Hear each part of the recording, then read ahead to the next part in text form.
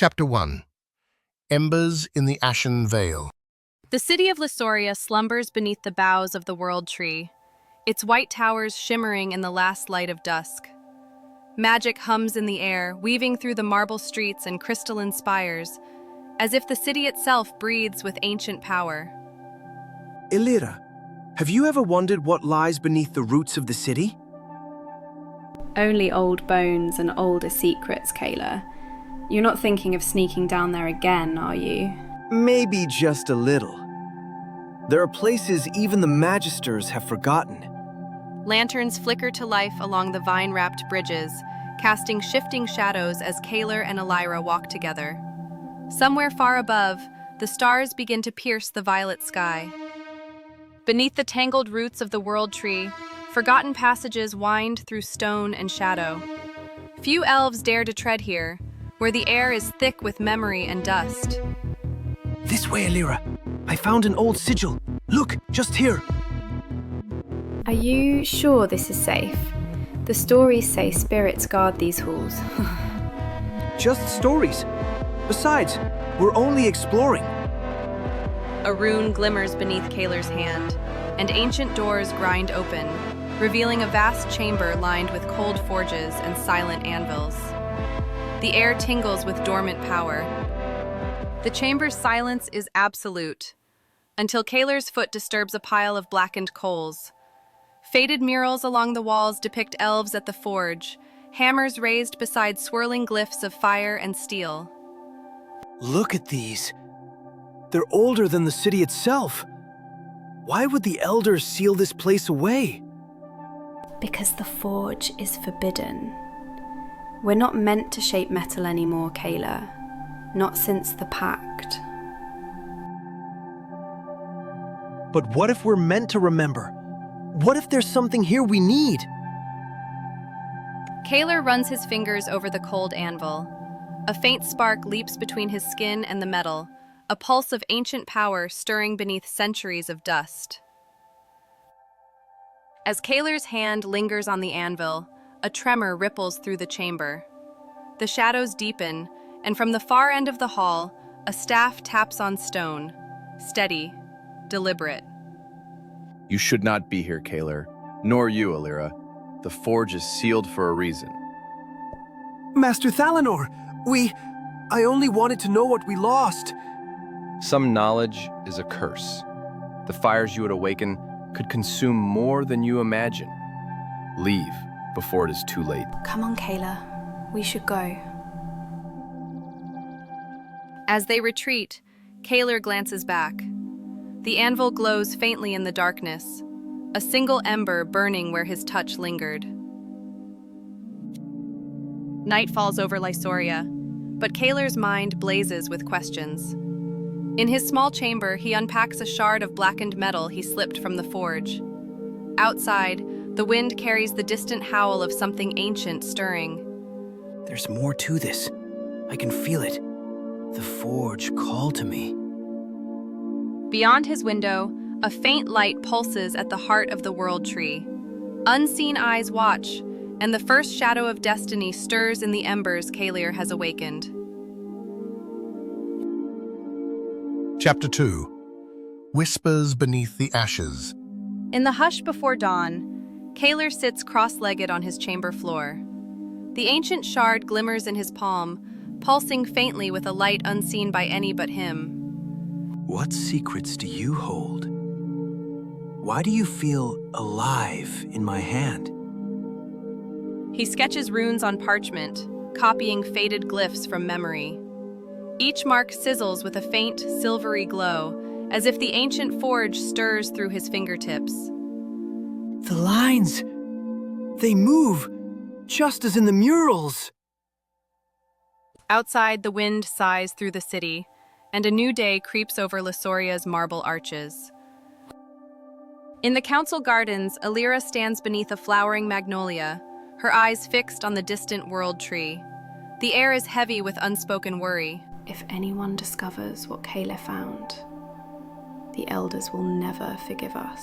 She fingers her silver circlet, torn between loyalty and fear, as voices drift from the council chamber nearby. The old magic stirs, and with it, danger. We must watch for signs, especially among the young. Elyra's heart quickens. She slips away, resolved to warn Caelir before it's too late.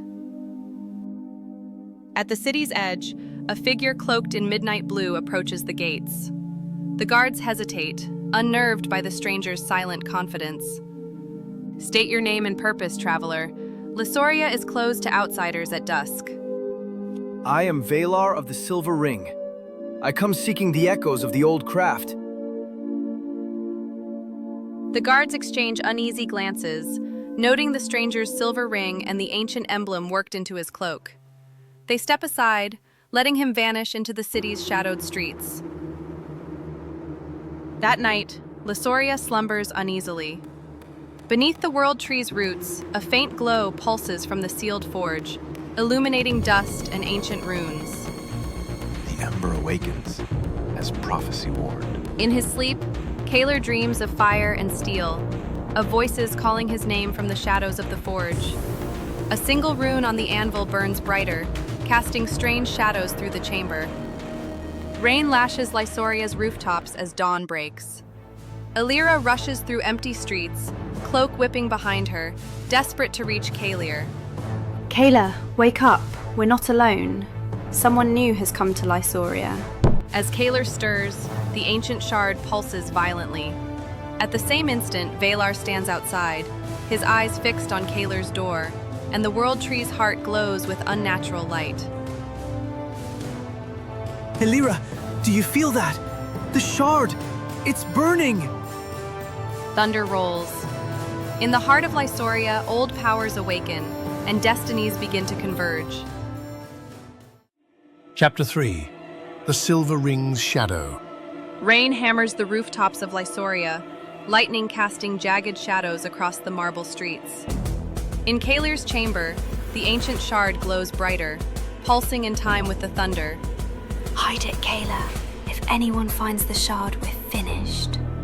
It's hot, almost burning. I can't just let it go, Elyra.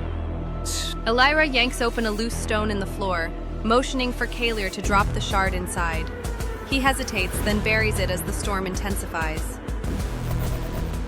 We'll find answers, but first we need to survive the day. In the council hall, Master Thalanor stands before a gathering of elders.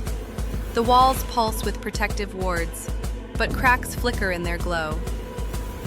The storm is unnatural. The wards flicker. Something ancient stirs beneath our feet. The forge's ember has awakened. We must act before the past devours the present. We need the truth. Who among us would risk breaking the pact? The council murmurs, eyes darting to the storm-racked windows.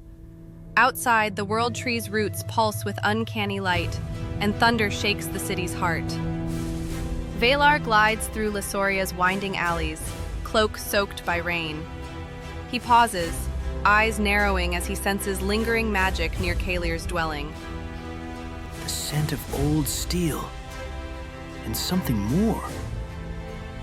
He presses a palm to the wet stone, whispering a word in the lost tongue. Runes shimmer faintly, tracing the path to Caelir's hidden shard. I will have my answers, one way or another. At the roots of the world tree, the ancient forge chamber glows with new life.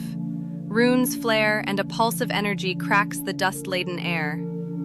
The pact was forged to seal this power. If it breaks, the world will remember its scars. The world tree's heart beats faster, sending tremors through the city. Shadows dance along the chamber walls, and a whisper of voices, long silent, stirs in the gloom. Dawn breaks, golden light seeping through storm clouds.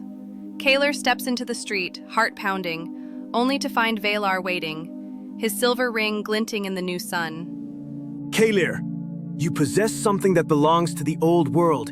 Surrender it, for your own sake. I don't know what you're talking about. Why do you care so much about a piece of broken metal? That broken metal could ignite a war beyond your imagining. The silver ring does not ask twice. As Valar's hand glows with restrained magic, Elyra bursts from the shadows, eyes blazing. The city holds its breath as old powers and new defiance collide. Chapter 4. Rift at the Silver Gate. The street shimmers with dawn as Caelir and Valar face each other, tension thick as mist. Elyra stands at Caelir's side, fists clenched. You will not touch him, Valar. The Forge's secret belongs to all elves, not just your order. You know nothing of the cost. The silver ring guards against ruin, not glory. Stand aside, girl. I won't give you the shard. If you want it, you'll have to take it from me. Magic crackles in the air, and nearby windows tremble. A few townsfolk peer out, sensing trouble. The clash draws the attention of the city guard. Captain Renner leads armored elves through the mist, swords drawn and eyes wary. Enough. Stand down, all of you. Lysoria will not become a battleground for old grudges. Captain Renner, you do not understand what is at stake. This is council business. Then the council will decide. No more secrets in the open street.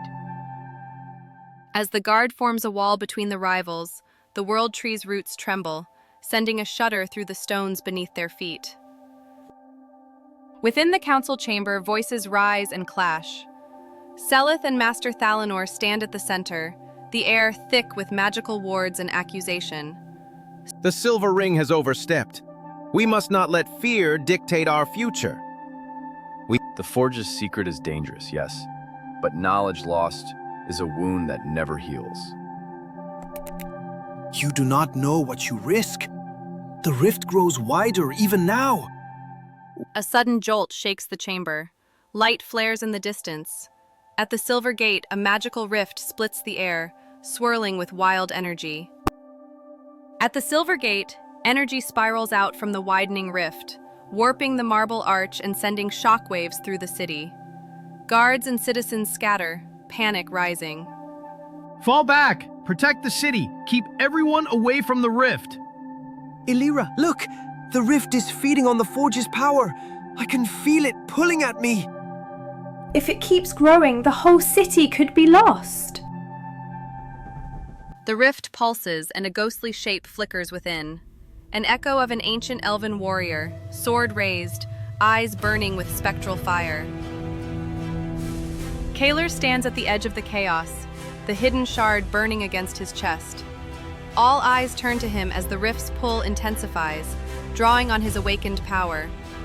Caelir, only you can seal the rift now. Use the shard before all is lost. Caelir, don't let them force you. There's another way. There must be. The rift screams, and the ghostly warrior steps through. Caelir grips the shard, torn between command and conscience as the fate of Lysoria hangs in the balance. Chapter 5. The Ghost and the Ember. The Silver Gate cracks and shudders as the ghostly warrior steps fully into Lysoria. His ethereal blade glows with cold fire, and his eyes lock onto Caelir. Child of embers, why do you summon the past? I didn't mean to. The rift called to me. Who are you? I am bound to the Forge, as you are now. Beware. The shadow feeds on your fire. The crowd recoils, and magic whirls around the shard in Caelir's grip, drawn to the ghost's presence. The shard vibrates violently in Caelir's hand, and a surge of blue-white energy leaps toward the rift. The ghost's sword meets the energy with a clash that echoes through the city. Caelir, let go! It's too much! I can't. It's like the Forge is inside me. The rift contracts, its swirling light dimming, but it does not close. The ghost staggers, flickering. Caelir drops to one knee, sweat beading on his brow. The seal is incomplete. The pact is broken. Beware the shadow that follows. Silence falls as the rift shrinks to a pulsing scar in the air. The spectral warrior fades, leaving only a faint rune burning where he stood. The veil is thin now. What is done cannot be undone. We are exposed to what lies beyond. The city is wounded. The old protections are failing. No one leaves the city. No one enters. We must secure the streets. As the city guards spread out, the citizens whisper of omens and curses, and Lysoria's elders gather in urgent council. Night creeps over Lysoria. In a shadowed alley, Valar speaks in hushed tones to a hidden figure, exchanging a sealed scroll. The boy is more powerful than we feared. Tell your mistress the forge is awakening, and so are its enemies. The figure melts into darkness. Above, the world tree's leaves stir though there is no wind, and a deeper shadow slips unseen across the rooftops. In his quiet chamber, Caelir gazes at the now dormant shard. The rune from the ghost's warning glows faintly on his palm, and visions of a forgotten forge flicker behind his eyes. Caelir, what did the ghost mean about the shadow? Are you all right? I saw something, somewhere ancient, filled with fire and voices. I think it wants me to finish what was started. Outside, the city lies restless under the stars. Far beyond Lysoria, unseen eyes awaken, and the path of the last Elven Blacksmith is set to lead into darkness. Chapter 6. The Rune and the Root. The council chamber is silent, but for the humming of magical wards. Caelir stands before the elders, the ancient shard cupped in his hands, its light subdued. Show us, Caelir. Let the truth of your power be seen by all. Fear will not save us now. Reveal what the forge has given you. I'll try, but I don't know if I can control it. Caelir lifts the shard. Runes flare along his palm and the council table, casting flickering shadows against the ancient walls. Beneath the world tree, Elyra descends hidden stairs, following a faint pulse in the roots. The air is thick with ancient memory and the scent of earth. The root, it's calling, just like the forge. What lies beneath? She brushes aside tangled vines, revealing an old door etched with forbidden runes. A faint glow seeps from the cracks. This is older than the city itself. Her fingers trace the markings, and the door trembles as if recognizing her touch. In the council chamber, Caelir's palm burns with light. A flicker of the forge's ancient fire leaps from the shard, forming a shape, a blade, unfinished, hovering in the air. It's true. The blacksmith's gift lives. Control it, Caelir. Do not let it break free. I can't hold it. Ugh. The blade shatters into sparks, runes racing along the walls. The council's wards flicker, and the room plunges into shadow before the magic snaps back.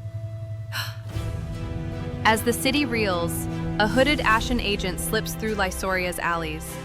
Mist curls around their feet as they slip past distracted guards. The rift is only the beginning. The forge's heir will not be left unchallenged. The agent's silver dagger catches the lamplight as they vanish toward the world tree's base, leaving only a chill in the air. Council voices clash as the chamber recovers from the shard's display. Accusations and fear ripple through the elders, even as Caelir stands exhausted and pale. We cannot let fear divide us. The forge's power must be guided, not hidden away. And if we fail, the Ashen Court waits for any sign of weakness. As night falls, the city's wards flicker, and the roots of Lysoria tremble. Beneath the world tree, Elyra's hand hovers over the forbidden door, unaware of the shadow closing in. Chapter 7. Shadows beneath the world tree. Elyra presses her palm to the rune-etched door beneath the world tree. With a deep groan, The stone slides open, revealing a vast chamber lit by blue crystals and lined with ancient machinery. By the stars, this place is untouched by time. The roots overhead pulse with faint light, illuminating murals of elves forging blades in forgotten ages. At the far end, a massive stone statue stands guard, runes flickering along its body. As Elyra steps deeper into the chamber, the ashen agent emerges from the shadows, silver dagger drawn, eyes cold beneath the hood. Step away from the relic, girl. The Ashen Court claims all that remains of the old ways. You'll have to go through me. Lysoria will not fall to shadows.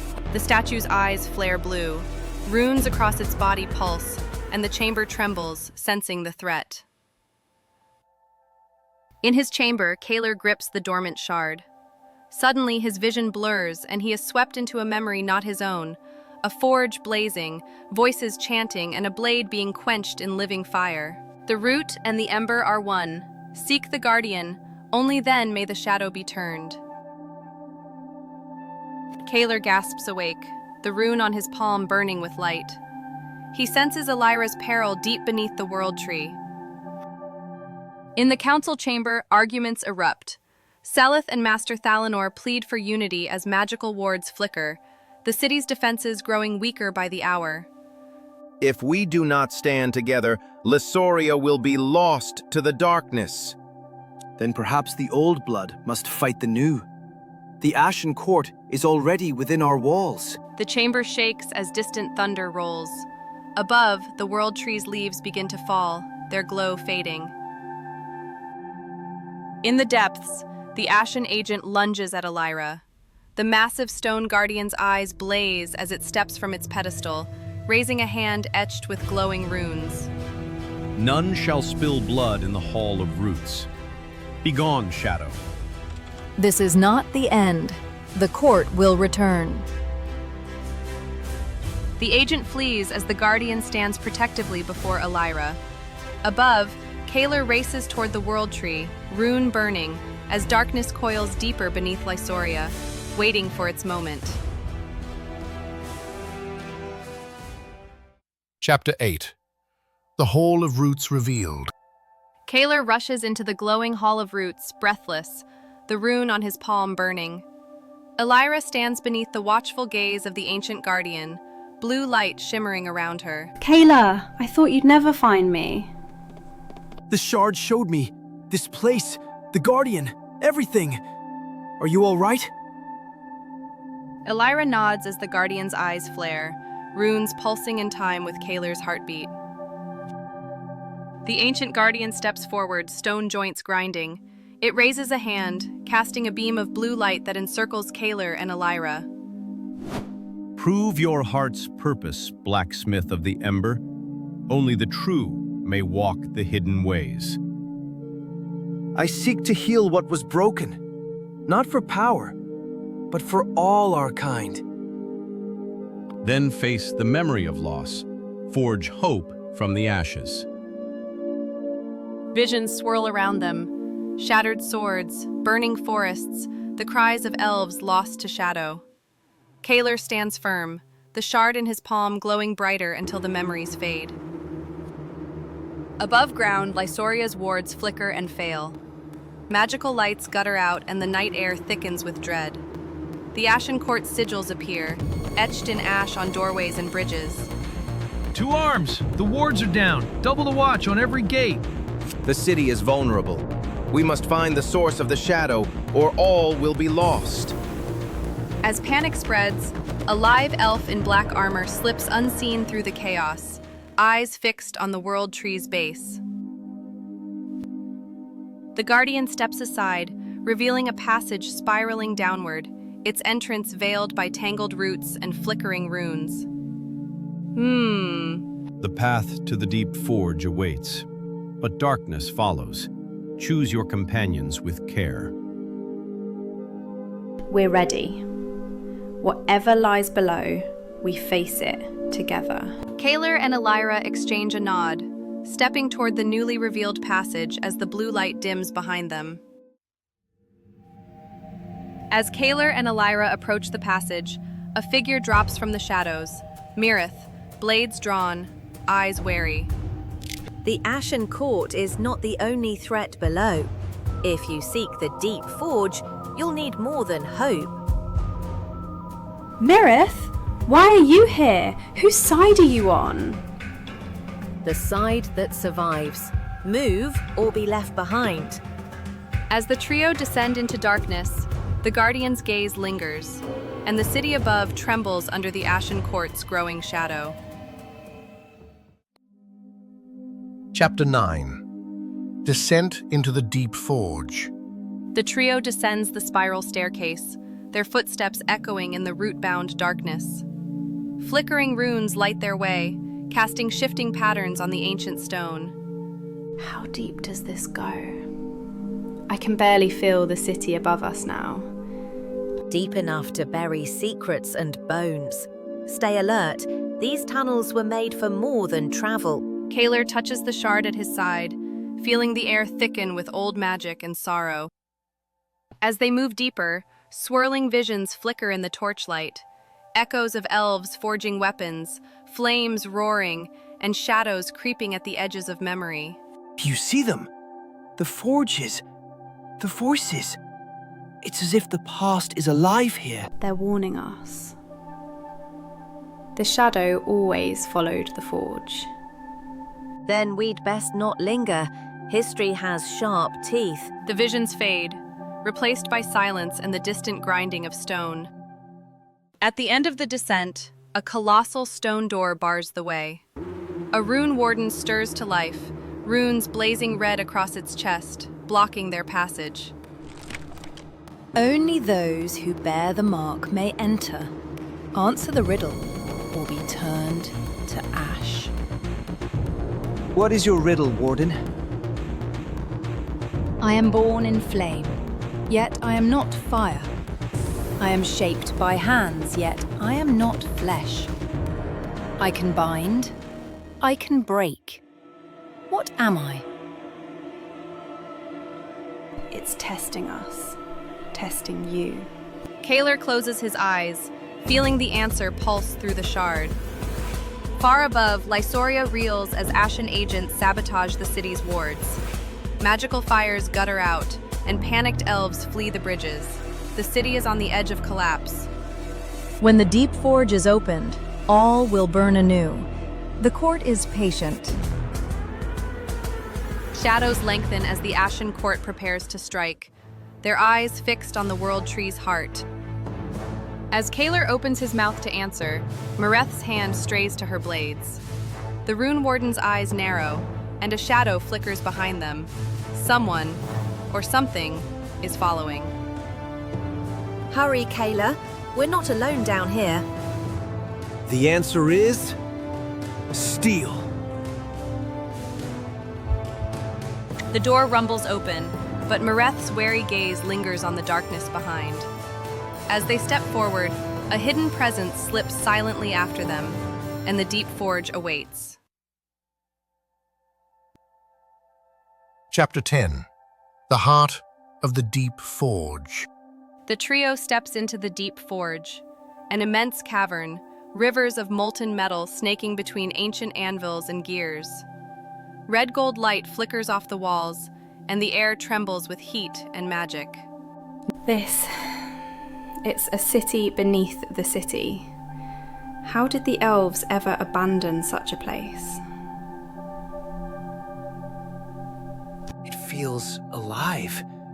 The shard is almost singing in my hand. Keep your senses sharp. Old forges breed old dangers. Machinery stirs, a distant hammer clangs, and runes flare along the walkway as they advance. The group pauses at a vast dais, carved with shifting runes and ancient elven script. Flames leap up as Caelir approaches, illuminating a puzzle of gears and levers. There's a pattern here. 3 levers, 7 gears. The runes match the shard. I think I can unlock it. We'll cover you. Just be careful. This place is watching. Something's moving. Behind the anvils. Caelir sets to work, aligning gears and runes, as the others stand guard. From the shadows, an ashen agent darts forward, silver dagger aimed at Caelir. At the same instant, a stocky dwarf bursts from behind a broken furnace, swinging an iron hammer. The deep forge belongs to the Ashen Court. Stand aside. Not while Grindel draws breath. Back, Shadow Spawn. You picked the wrong forge to haunt. Blades and hammers meet, sparks flying. The agent retreats, wounded, disappearing into the maze of machinery. Grindel stands, breathing hard, eyeing the elves warily. Silence falls. Grindel lowers his hammer but keeps his distance, soot streaking his arms and face. Elves or not, you're no Ashen Court. I've guarded these fires for a century. Why are you here? We seek to restore the forge and stop the Ashen Court from destroying Lysoria. Will you help us? Maybe. But the forge tests all who enter. Fail, and you'll join the ashes. Grindel gestures toward a sealed archway, where molten light pulses and the next trial awaits. Above, Lysoria is ablaze. Ashen agents swarm the bridges, magical wards shattering, and the world tree's roots tremble. The city's fate now rests on those below. We have to hurry. If we fail, there will be nothing left to save. Then let's see if the deep forge still has a heart. As they step into the molten-lit archway, the forge rumbles, and a new challenge awakens in the flames. Chapter 11. Trial by Flame and Shadow. The sealed archway slides open, revealing a circular chamber ringed with roaring furnaces. Heat and shadows swirl together, and the air tingles with enchantment. The trial begins. Mind the illusions. The forge shows you what you fear most. I see... Caelir? Where did you go? The flames leap, separating each of them. Visions flicker, betrayal, loss, and ruin, testing the strength of their hearts. Caelir stands alone, surrounded by dancing flames.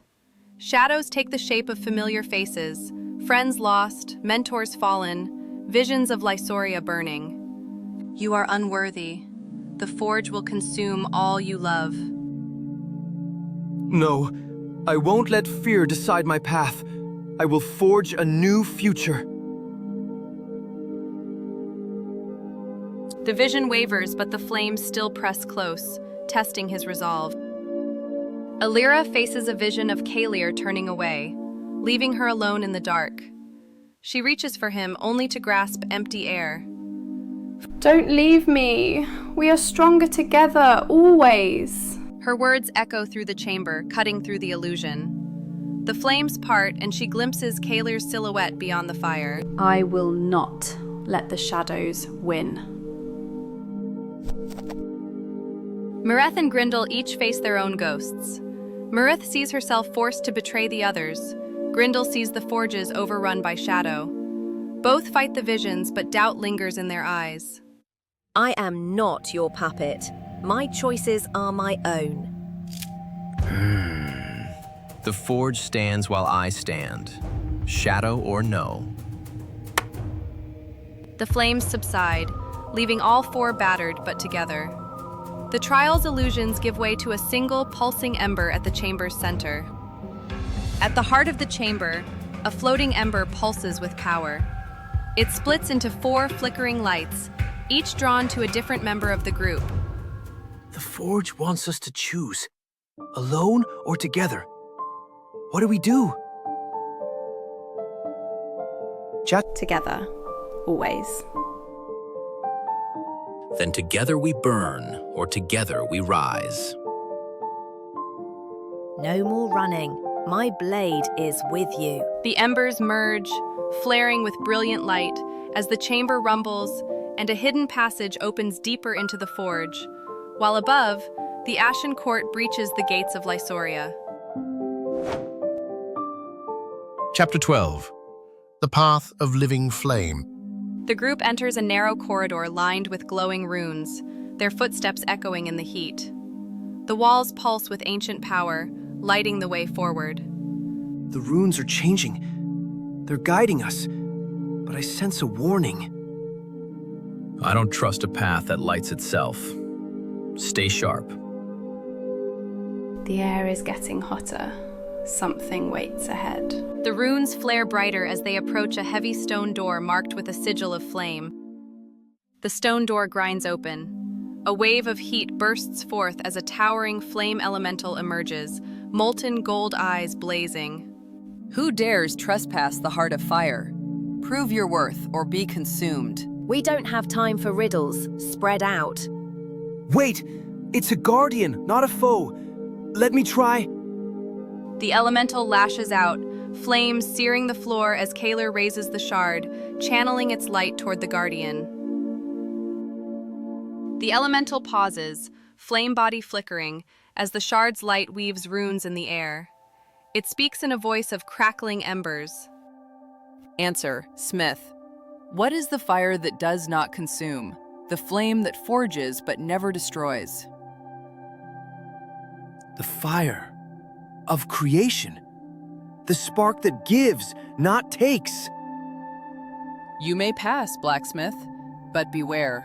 True creation demands sacrifice. The elemental withdraws, revealing a hidden door behind a curtain of embers. Above, Lysoria burns. Ashen agents overrun the bridges, magical wards shattered, the world tree's roots aflame. Desperate defenders rally at the last gate. No quarter. Bring the heart of the city to its knees. Below, the group enters a circular vault, ancient runes circling the floor. At its center stands a pedestal, the shard's light drawn to it. Caelir places the shard on the pedestal. Runes ignite across the chamber as ancient machinery stirs. The floor splits, revealing a spiral staircase plunging deeper still. There's more? Another level? How deep does this go? The oldest forges always keep their true heart hidden. We're not alone. Something's coming up that stair. Shadows flicker on the lower steps as the group braces for another confrontation. This time, against a foe none of them expected. Chapter 13. The echoes below. The spiral stairway plunges deeper, lit by the glow of runes and the pulse of the shard. The walls flicker with ghostly images, elves at the forge, flames rising, blades quenched in magical waters. These are memories. Echoes of everyone who ever shaped steel here.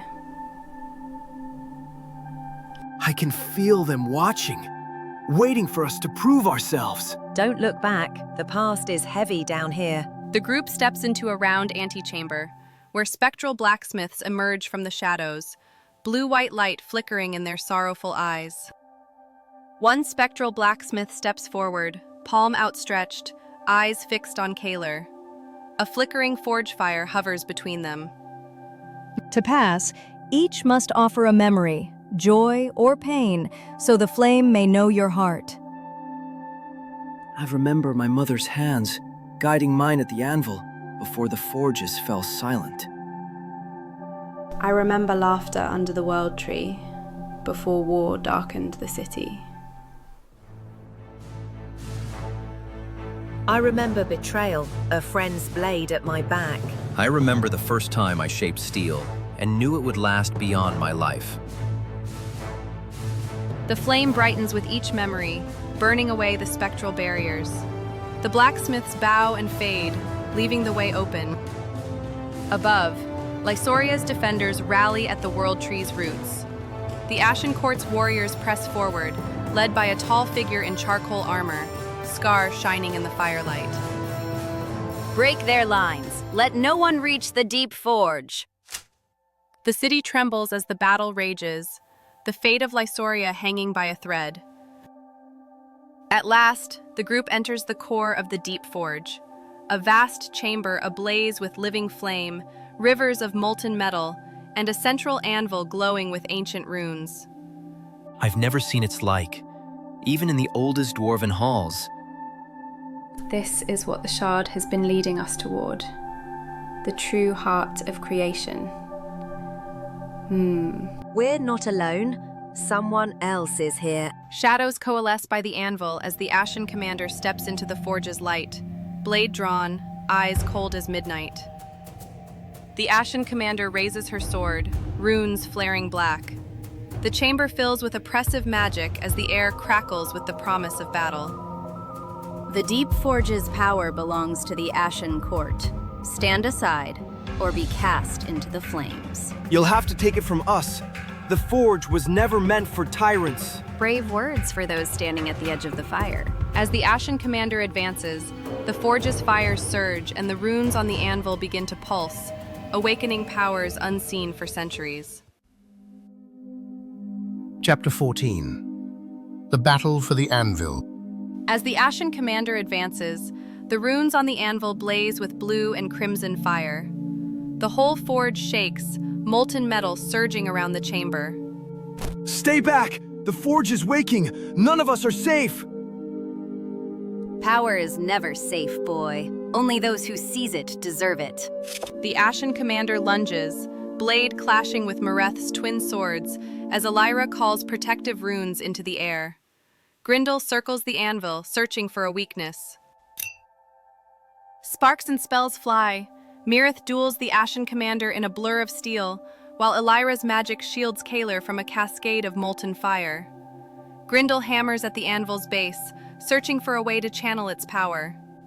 She's stronger than she looks. Fall back. The runes respond to you, Caelir.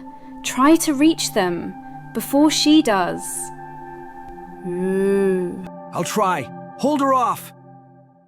The anvil's runes swirl, forming ancient words that only Caelir can see, drawing him toward the center of the storm. The Ashen Commander knocks Mareth aside, blade glowing with black runes. She shouts a forbidden word, and the forge's flames twist, threatening to engulf all. Lysoria's tree burns above, and its heart is bound to the Deep Forge. If you unleash its power, you doom your city. The World Tree. It's linked to the anvil. Caelir, if you fail, everything ends. Then we forge a miracle, or die with the city. Caelir steps to the anvil, the shard in his grasp, as the runes blaze brighter than ever. Caelir slams the shard onto the anvil. The forge erupts in a pillar of light, runes spinning around him. Visions of the World Tree, the city, and the ancient blacksmith surge in his mind. Guide me! Let me heal what was broken! No! The power is mine!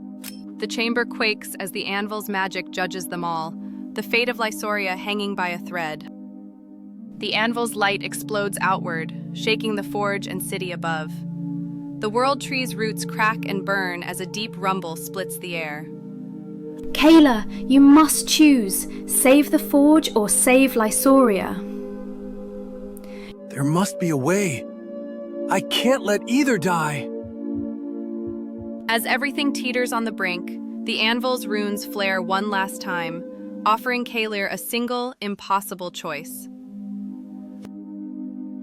Chapter 15. The Anvil's Judgment.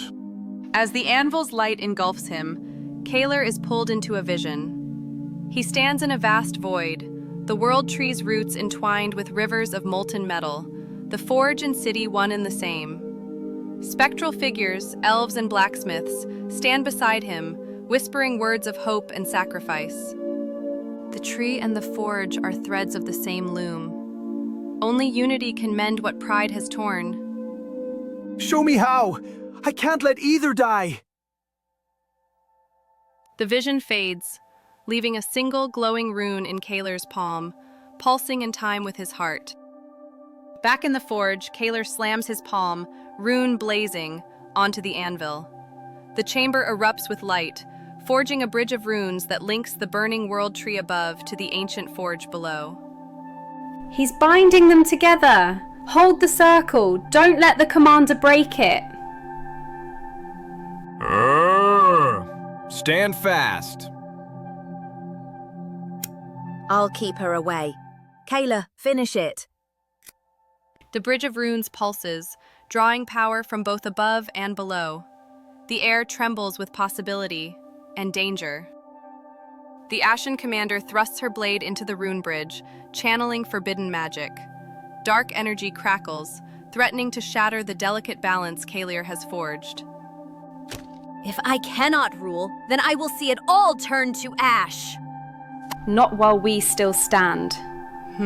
Caelir, now, it's your choice. The rune in Caelir's palm flares, and the runes on the bridge begin to fracture, light and shadow warring for dominance. Caelir closes his eyes, recalling the vision's words. He pours his own life force into the rune, choosing unity over destruction. The anvil, forge, and world tree pulse in harmony as the chamber is flooded with golden light. I give what I am. Let the past be mended. Let life and fire be one. He's changing it. The curse is breaking. Caelir, come back. The Ashen Commander is hurled back by the surge, her dark magic unraveling. The world tree's roots bloom with new light, and the forge's flames burn pure once more. As the light fades, Caelir collapses beside the anvil, the rune in his palm now a living ember. The chamber is silent, except for a new, steady heartbeat echoing from beneath the world tree. Is he alive? Something's changed. I feel it in the stone. The forge's work isn't done. Look, there. A shadowy shape forms within the anvil's glow, a new presence awakening, older and more powerful than any spell or blade. Chapter 16. The Spirit of the Forge. The anvil's glow intensifies, shadows swirling into the form of a towering spirit, half fire, half root. Its molten gold eyes gaze upon the companions, filling the chamber with awe and dread. Children of ash and leaf, you have awakened me. What is forged in unity must be tempered by sacrifice. Are you the spirit of the forge? I am the memory of fire and root, the first and last smith. Will you bear my challenge? The companions exchange wary glances as Caelir stirs weakly, the ember in his palm pulsing with new life. The spirit's voice echoes through the forge, its body shifting between bark and flame. The forge's heart is restored, but power demands a price. Each of you must offer a piece of what you cherish most, or the flames will wither again. I'll give my master's hammer, forged in the old halls. Let the forge remember its strength. I give my oath, my freedom for the cause. I offer my hope for Lysoria, for our people's future. I offer my memory of fear. Let it be remade in fire. The spirit accepts each sacrifice, flames swirling brighter as the anvil glows anew. Beyond the shattered archway, the Ashen Commander rises amid the ruins, eyes burning with rage. Her blade drinks in the darkness as she rallies her remaining followers for one final assault. They think the spirit's blessing will save them. They have not seen true ruin. Ready yourselves. Shadows gather and the air grows heavy as the Ashen Court prepares to storm the heart of the forge once more. The spirit's eyes blaze, voice resonant with ancient power. A swirling portal of molten bark and flame opens beyond the anvil, leading deeper into the earth. The world above still burns.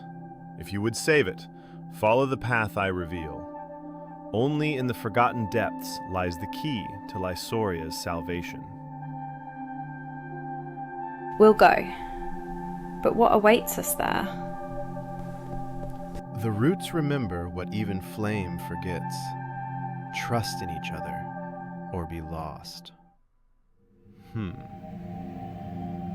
The companions steel themselves and step toward the swirling portal, hearts heavy with sacrifice and hope. The group passes through the portal, vanishing into swirling fire and root. Behind, the Ashen Commander leads her followers into the forge, the air quaking with the promise of reckoning. Whatever lies ahead, we face it together. Aye. Let's see what secrets the old world buried. As the portal seals, the spirit's voice lingers, and in the darkness below, something ancient stirs, waiting for the children of fire and root. Chapter 17. Roots of the Deepest Night. The companions emerge from the portal into a vast tunnel, walls woven from petrified roots and ancient wood. The air is thick with the scent of earth and old magic. Never seen roots this size, or stone this old. The magic here is deeper than anything above. It feels watchful.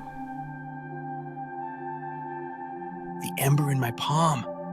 It's pulsing again, guiding us forward. Shadows flicker between the roots, hinting at movement deeper within the labyrinth. The tunnel narrows to a chamber where roots coil into an arch. A low mist drifts across the floor. Whispers fill the air, growing louder as the group enters. I don't like this. The roots are listening. It's another test. The spirit warned us. Trust and memory. Stay close. We've come this far together. We won't be turned back by echoes. The mist thickens, and the companions see visions of their greatest regrets entwined with the roots, each forced to confront what they fear most. Far behind, the Ashen Commander and her followers press forward, torchlight flickering in the darkness. Their boots echo as they close in on the labyrinth's heart. Move quickly. The spirit's challenge will not last forever. The power we seek lies just ahead. The roots shudder as if sensing the Ashen Court's presence, and the tunnel walls begin to shift and groan. At the heart of the labyrinth, the companions find a cavern where an enormous beast sleeps, its body woven from petrified wood, moss, and living roots. Emerald eyes snap open, glowing in the darkness. Who disturbs the memory of the world? Prove your worth, or be cast into the earth's forgetting. By the forges. It's alive. We seek passage, Guardian. Let us prove ourselves. The ground trembles as the Root Guardian rises, ancient horns scraping the cavern ceiling. The labyrinth shakes violently as the Ashen Court's pursuit triggers a collapse. The only way forward is past the Root Guardian, but the exit is crumbling. We have to choose, fight or flee. Stand your ground. If we run, we lose everything. Then show me the unity of fire and root. As stone and root collapse around them, the companions ready themselves for a battle that will decide the fate of the depths. Chapter 18. The Battle of Root and Flame. The companions leap into action as the Root Guardian charges, its horns cleaving through falling debris. Roots lash out, forcing the group to dodge and strike in perfect harmony. Aim for the joints, where the bark is thin. On your left. By flame and root, shield us. The Root Guardian's eyes blaze, and it slams the ground, sending shockwaves through the crumbling chamber. The Ashen Commander bursts into the cavern with her followers, blades drawn and magic swirling. The two parties are forced into an uneasy truce as the Guardian turns on all intruders. Hold! The beast threatens us all. Fight together or die together. No tricks, Commander. We need each other for this. Once the Guardian falls, our truce ends. For a moment, all weapons are turned against the Root Guardian, as roots and spells fill the air. As the battle rages, Caelir stumbles upon an ancient rune carved into the cavern floor, half buried in moss. The ember in his palm pulses, urging him to act. There's something here. A rune of binding. If I use it, it might calm the Guardian, but it could bind us as well. Do it, Caelir! We're running out of time! Better bound than buried. Caelir presses his palm to the rune, channeling the ember's light. The rune flares and the Guardian staggers, roots recoiling as ancient magic floods the chamber. The rune's power binds all present, friend and foe, into a single chain of fate. The Guardian howls, but its rage lessens, emerald eyes softening as it senses the unity of purpose. You have chosen unity over conquest. The roots remember. Pass, but know you are now bound to the fate of these halls. This changes nothing. When we are free, the forge is mine. We're alive. That's enough. For now.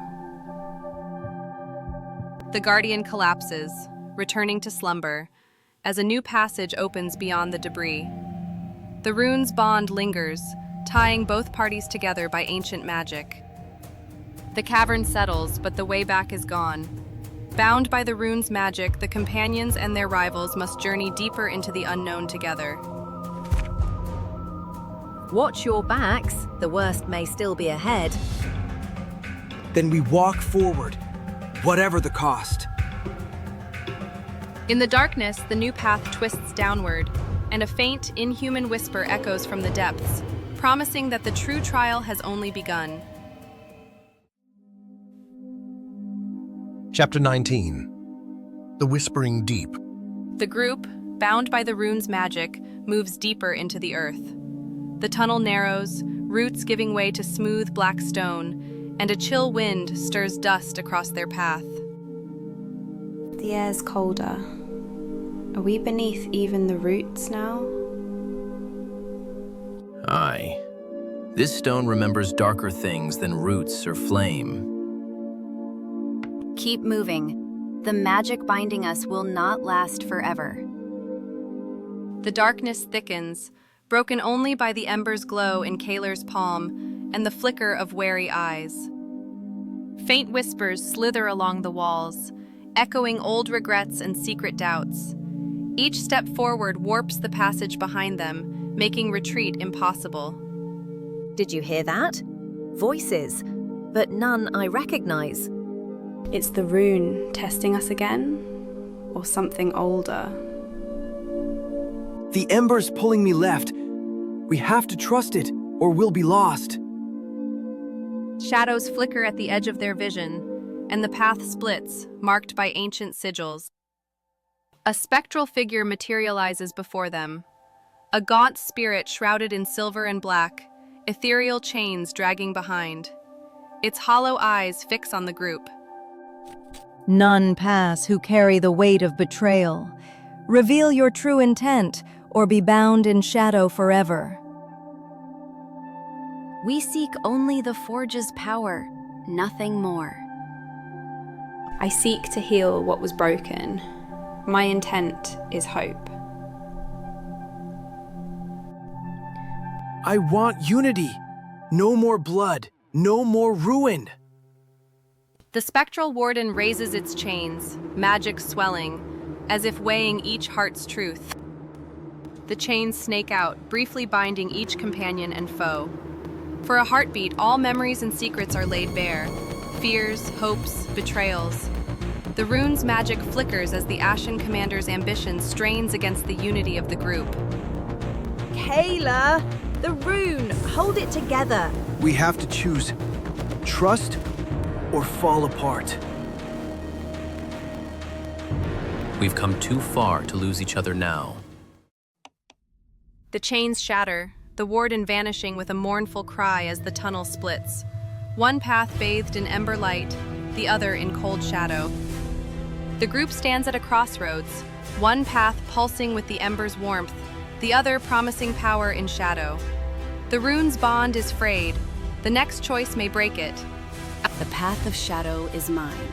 Stand aside or be swept away. We go where hope leads, not where power corrupts. This is it. The choice that will shape everything. As the group hesitates, the darkness on the shadowed path stirs, and something ancient and hungry begins to wake. Chapter 20. Shadows Unbound. At the crossroads, the group splits. Ashen Commander striding into shadow, while Caelir and his companions press toward the ember-lit tunnel. The rune's bond strains, crackling with unstable magic. Power is not found in warmth and hope.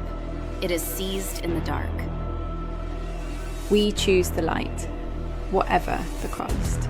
She'll doom us all if we don't keep her in sight. As the group divides, the stone beneath their feet shudders. Something ancient stirs in the darkness between the paths. A monstrous presence uncoils in the blackness, the shadow worm. Its scales ripple with darkness, silver eyes glinting as it emerges between both tunnels, blocking all escape. Spirits preserve us. That's no legend. The ember recoils. It fears this thing. Then we conquer fear. Stand and fight. The worm's maw opens, black mist pouring forth, devouring the light. Light and shadow clash as the companions and Ashen Court fight side by side. Elyra's runes flare, Grindel's hammer cracks scales, and Caelir's ember casts a fragile shield. The Ashen Commander's dark magic lashes the beast. Don't let it split us apart. Stay in the ember's light. Head for the eyes. Drive it back. Focus your will. The worm recoils but lashes out, its tail slamming into the stone, sending companions sprawling. As the fight rages, Caelir feels the ember burning in his palm. A voice urges him to release its power. He hesitates, knowing it may consume him. I can burn it away, but I don't know if I'll survive. We're with you, Caelir. Whatever happens. Now or never. Caelir thrusts his palm forward, unleashing a torrent of ember light that sears through the worm's shadow, tearing a rift in its form. The shadow worm collapses, dissolving into mist. The tunnels tremble, and the rift between light and shadow seals behind the group. Caelir staggers, the ember in his palm dim but alive. The path is clear, but power remains for those who dare take it. We survived, but at what cost? The way ahead is changed. We'll need every ounce of strength. The group presses onward, not noticing the Ashen Commander slip a fragment of the worm's black scale into her pouch, a new darkness stirring as their journey continues. Chapter 21. Echoes of the Deep Forge. The tunnels twist downward, opening into a cavern lined with ancient anvils, broken hammers, and relics of a forgotten age. Faint voices echo, blacksmiths chanting, steel ringing. These relics, older than dwarven halls, elven work before the sundering. The air's thick with memory. We walk among legends. The ember's light reveals runes, stories etched by the first smiths. The group moves reverently through the chamber, each step stirring echoes of the past. At the chamber's edge, the Ashen Commander slips away, clutching the shadow worm's scale. She kneels before a cracked forge, pressing the scale against cold iron. Old powers, heed me, awaken. The scale dissolves into shadow, runes flaring black. A hidden glyph ignites, sending ripples of dark magic through the chamber, unnoticed by the others. The ground trembles. Ghostly figures in battered armor rise around the group, steel masks glowing. Their eyes burn with ancient fire as they block every exit. Who comes before the legacy of creation? Speak your purpose, or be judged by the Forge Eternal. We seek truth and the power to heal what was broken. I am the last of the line. I carry both ember and memory. We come as allies, not conquerors. The spectral guardians close in, runes flaring, as the chamber's temperature drops. The guardians raise their arms, and memories flood the chamber. Visions of the first forging, of war, betrayal, and sacrifice. Each companion is forced to relive a pivotal choice. I see the burning of Lysoria, my failure to save them. My oath, was it truly mine or forced by fate? If the past is ash, let me forge something new. The guardians hesitate, sensing the group's sincerity. But the shadow magic from the Ashen Commander's act stirs unrest among the spirits. The chamber shakes as dark runes pulse at the cracked forge. The guardians' eyes flare, some with approval, others with anger. The line between judgment and wrath blurs. The shadow returns. Prove your worth or be consumed by the legacy you awaken. Caelir, the spirits are turning. We must act, now. Stand with me. Forge our fate, together. As the guardians surge forward, torn between vengeance and hope, the companions brace for a trial that may destroy them, or redeem the world below. Chapter 22. Trial of the Eternal Forge. The spectral guardians encircle the group, runes blazing. An anvil of ghostly steel rises at the chamber's center, and the companions are forced to their knees by unseen hands. Prove your worth to the Eternal Forge. Shape your intent in flame, or fall to shadow. Stand together. We are stronger as one. Let's show them the steel of true hearts. Each companion is given a spectral tool, hammer, blade, or chisel, and faces a vision of their greatest fear. The companions battle illusions of failure and betrayal as they work at the anvil, shaping weapons and symbols of hope from pure memory. The Ashen Commander's hidden spell seeps through, twisting some visions into nightmares. My oath, shattered and reforged, I will not break. I see Lysoria burning, but I forge a shield for its future. By the old halls, I'll shape hope from ash. I bind flame and root. No shadow shall consume us. Their creations glow with power, but the shadow magic lashes out, threatening to destroy all they have built. The shadow magic grows, threatening to devour the companions' forged hopes. Caelir, guided by the ember, realizes a sacrifice is needed to purify the trial. It must be me. The ember's flame. My memory. Let it burn away the shadow. Caelir, don't. There must be another way. Trust me. This is why I was called. Caelir pours the ember and a cherished memory into the anvil. The shadow magic recoils, purged by the sacrifice, and the chamber fills with golden light. The spectral guardians bow, their masks softening. The companions' creations are accepted, and the runes across the chamber shift, revealing a hidden passage. You have proven worthy. May the Eternal Forge guide your steps into the dark below. We did it, but what did we lose? The cost is never light. The group gathers themselves and steps toward the new passage, the blessing of the guardians lingering about them. The group enters a winding stair of obsidian and gold, the air thick with heat and shadow. Far below, the sound of hammers and distant roars echoes, a sign that the ancient shadow is not yet defeated. The last forges, the source of it all. The deeper we go, the greater the power, and the greater the danger. We face what's left, together. As the stair spirals downward, a monstrous silhouette stirs in the flames below, and the group steels themselves for the darkness to come. Chapter 23. The Heart of the Lost Forges. The obsidian stair spirals downward, heat intensifying as the companions reach a cavern lit by rivers of molten metal. At the center stands a colossal figure, chained in fire and iron, the elemental Titan. By the old halls, I've never seen such power bound. This is the heart of the shadow, the source of the Forge's curse. The runes here, ancient, layered. They're breaking.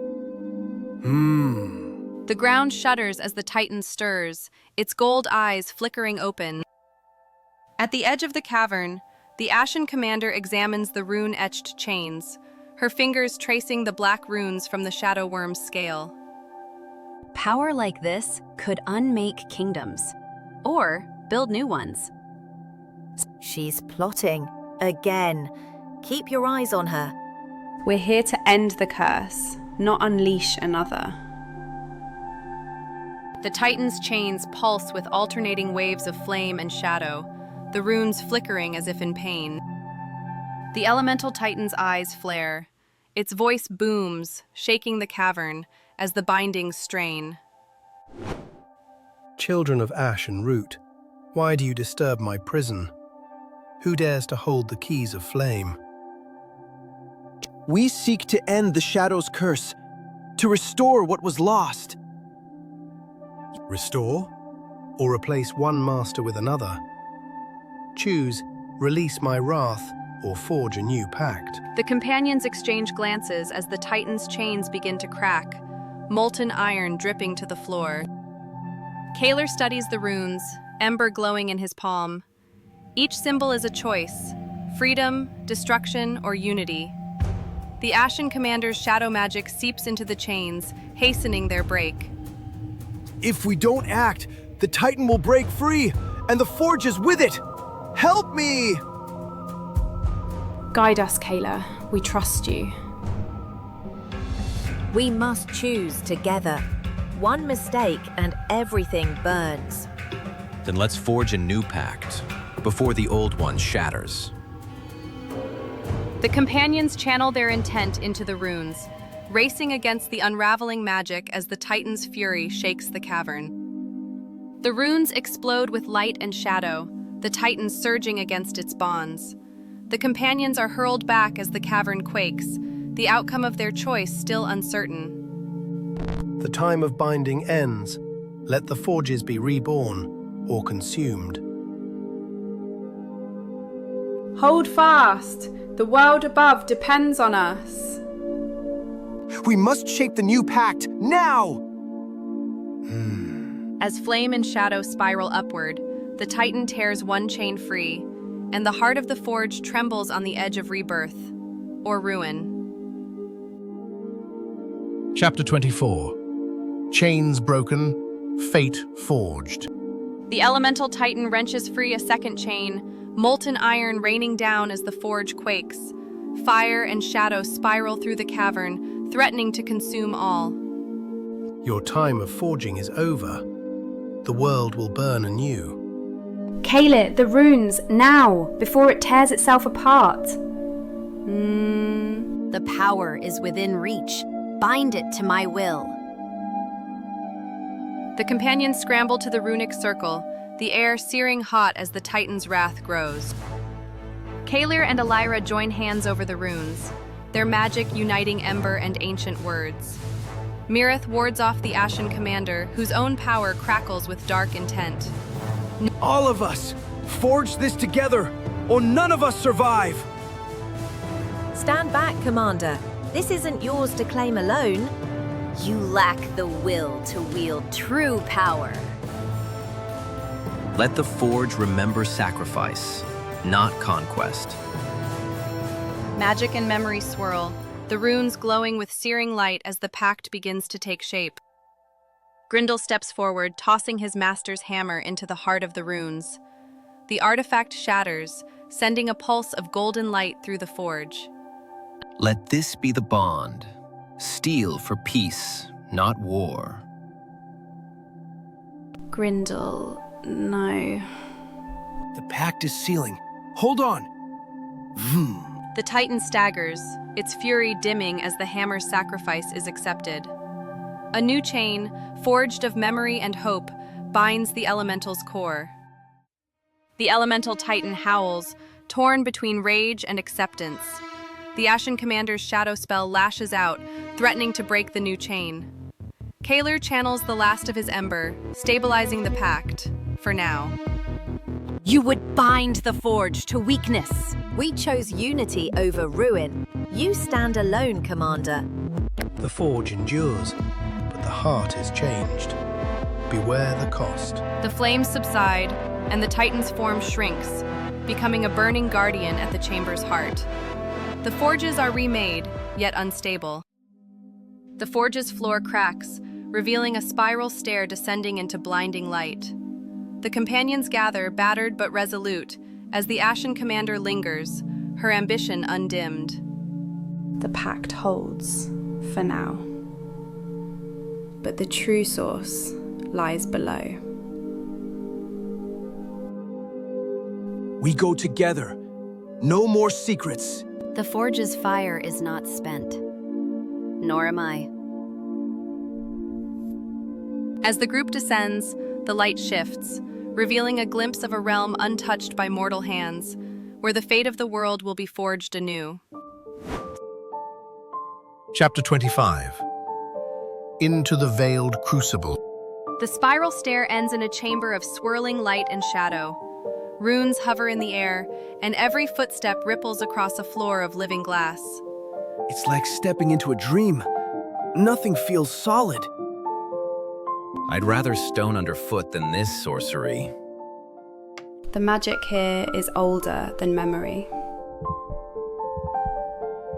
At the chamber's center stands the Veil Keeper, draped in shimmering veils, eyes alight with shifting colors. The Veil Keeper extends long fingers, summoning visions in the air, each companion confronted by their deepest desire and fear. What would you forge if you could shape the world anew? Speak, and the crucible shall reveal your truth. I would forge my own fate, free of shadow and oath. I would heal Lysoria, bring peace to those who suffered. I would bind hope and memory, so none are ever forgotten. I would forge a power none could challenge. The Veil Keeper's eyes flare, and the chamber shifts, illusions swirling around each of them. The illusions grow stronger, offering each companion the chance to seize their heart's desire, at a price.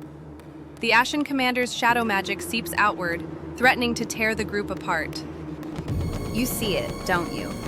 What we could claim, what we deserve. I'll not trade my soul for a dream. Stand strong. The crucible twists every longing. Don't listen. We are more than our desires.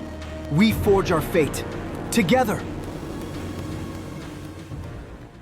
Light and shadow clash, the group's unity fraying as the crucible tests their resolve. Caelir grasps the ember, its light piercing the illusions. One by one, the companions choose each other over temptation, breaking the Veil Keeper's spell. The Ashen Commander hesitates, torn between ambition and belonging. Few pass the crucible's test. Fewer still do so unbroken. You may proceed, but not all wounds are healed. We made it through, but at what cost? We hold to hope. That's enough, for now. The illusions fade and the Veil Keeper gestures, opening a portal of living flame and memory. As the companions step toward the portal, a vision seizes them all. The world above crumbling, Lysoria in flames, shadow rising from the forge. The crucible's final trial waits beyond, where all fates converge. No, this cannot be our future. The last trial's upon us. Steel yourselves. I will not yield. Not now. We forge tomorrow. Together, or not at all. The portal flares and the companions vanish into the unknown, toward the heart of the world's fate. Chapter 26. the wellspring of fate. The companions emerge from the portal into a limitless expanse.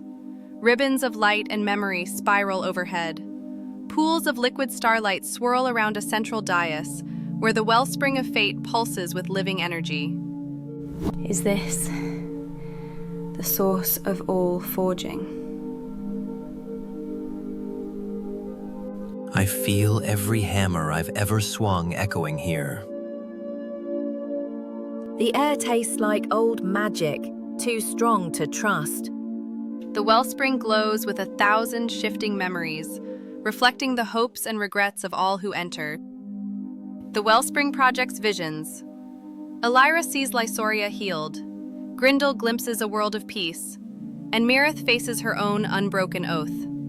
Caelir is drawn toward a shadow at the dais, a figure forging a blade of pure light. Why do you seek the fire that shapes destiny, child of the Forge? To end the curse, to restore what was lost, without repeating old sins. Then prove your worth. The wellspring grants only what you can bear. Runes shimmer around Caelir, testing his resolve with memories of every failure and hope. The Ashen Commander steps forward, her shadow magic swirling. She reaches for the wellspring, intent on seizing its power. The companions sense the bond between them fraying. The world must be remade by strength, not sentiment. Commander, step back. The wellspring will not bend to will alone. We stand or fall together. This is no place for pride or hunger. The wellspring flickers, its light darkening as ambition and unity war within the group. The wellspring surges, and a figure emerges from the light, a shapeshifter whose features flow like water, eyes burning gold. They stand atop the dais, radiating confidence and power. The fate of the Forge is not yours alone. Prove you are worthy, or be cast aside. Then we face the trial, together. Stand aside, or be broken by what you cannot control. The wellspring pulses, and the realm reshapes into an arena of light and shadow, ready for the final test. The companions and the Ashen Commander take their places, facing the wellspring challenger as the arena pulses with primordial energy. The fate of the world hangs in the balance. We stand as one, whatever comes. For the Forge, and all we hold dear. Our story is not over, not yet. Let the trial begin. Forge your fate, or be unmade. Light and shadow spiral around the arena, and the first blow of destiny is struck. Chapter 27. Trial by Light and Shadow. The arena shudders, reshaping itself with every thought and strike. Light and shadow spiral, creating ever-shifting obstacles. The challenger stands at the center, radiating power. Prove your right to shape fate. Face what you fear most. We faced worse than shadows. We stand together. Let's see if you can take a dwarf's hammer. Illusions twist the ground, flames, frost, and memories rising to meet each challenger. Elyra is surrounded by burning visions of Lysoria, forced to defend what she could not save. Mirith duels a shadowy echo of herself, and Grindel's hammer shatters spectral chains. Caelir is drawn to the wellspring's heart, the ember in his palm blazing. I will not fail you again. I am more than my oath. I choose my own path. No chains will hold me from the Forge. The wellspring calls. Its spark is within reach. Each victory pushes back the illusions, but the challenger counters with greater force. The Ashen Commander weaves forbidden runes, summoning tendrils of shadow to bind the challenger. For a moment, the balance tips, but the challenger's form shifts, breaking free in a burst of iridescent power.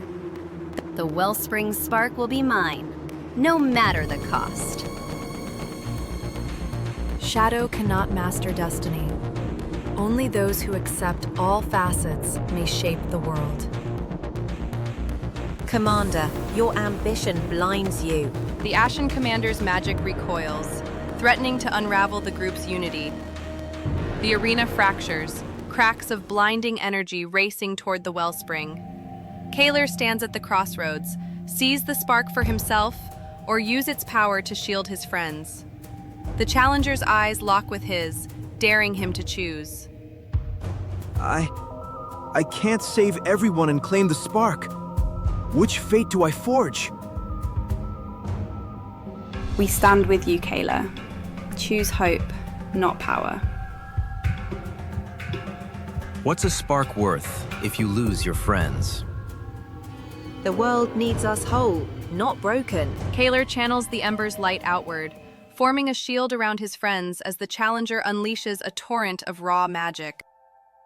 The challenger's attack collides with Caelir's shield, shattering the arena into shards of light and darkness. The companions are hurled into the void, the wellspring spark spinning free, its fate undecided. The trial is not over. Find me, where fate is forged anew. No! The spark! Lost! Hold on! Don't let go! The companions tumble through the void as fragments of reality swirl around them, the wellspring spark glowing just out of reach. Chapter 28. Through the Shattered Veil. The companions tumble through a swirling void, fragments of forgotten places spinning past, ruined cities, childhood memories, faces of the lost.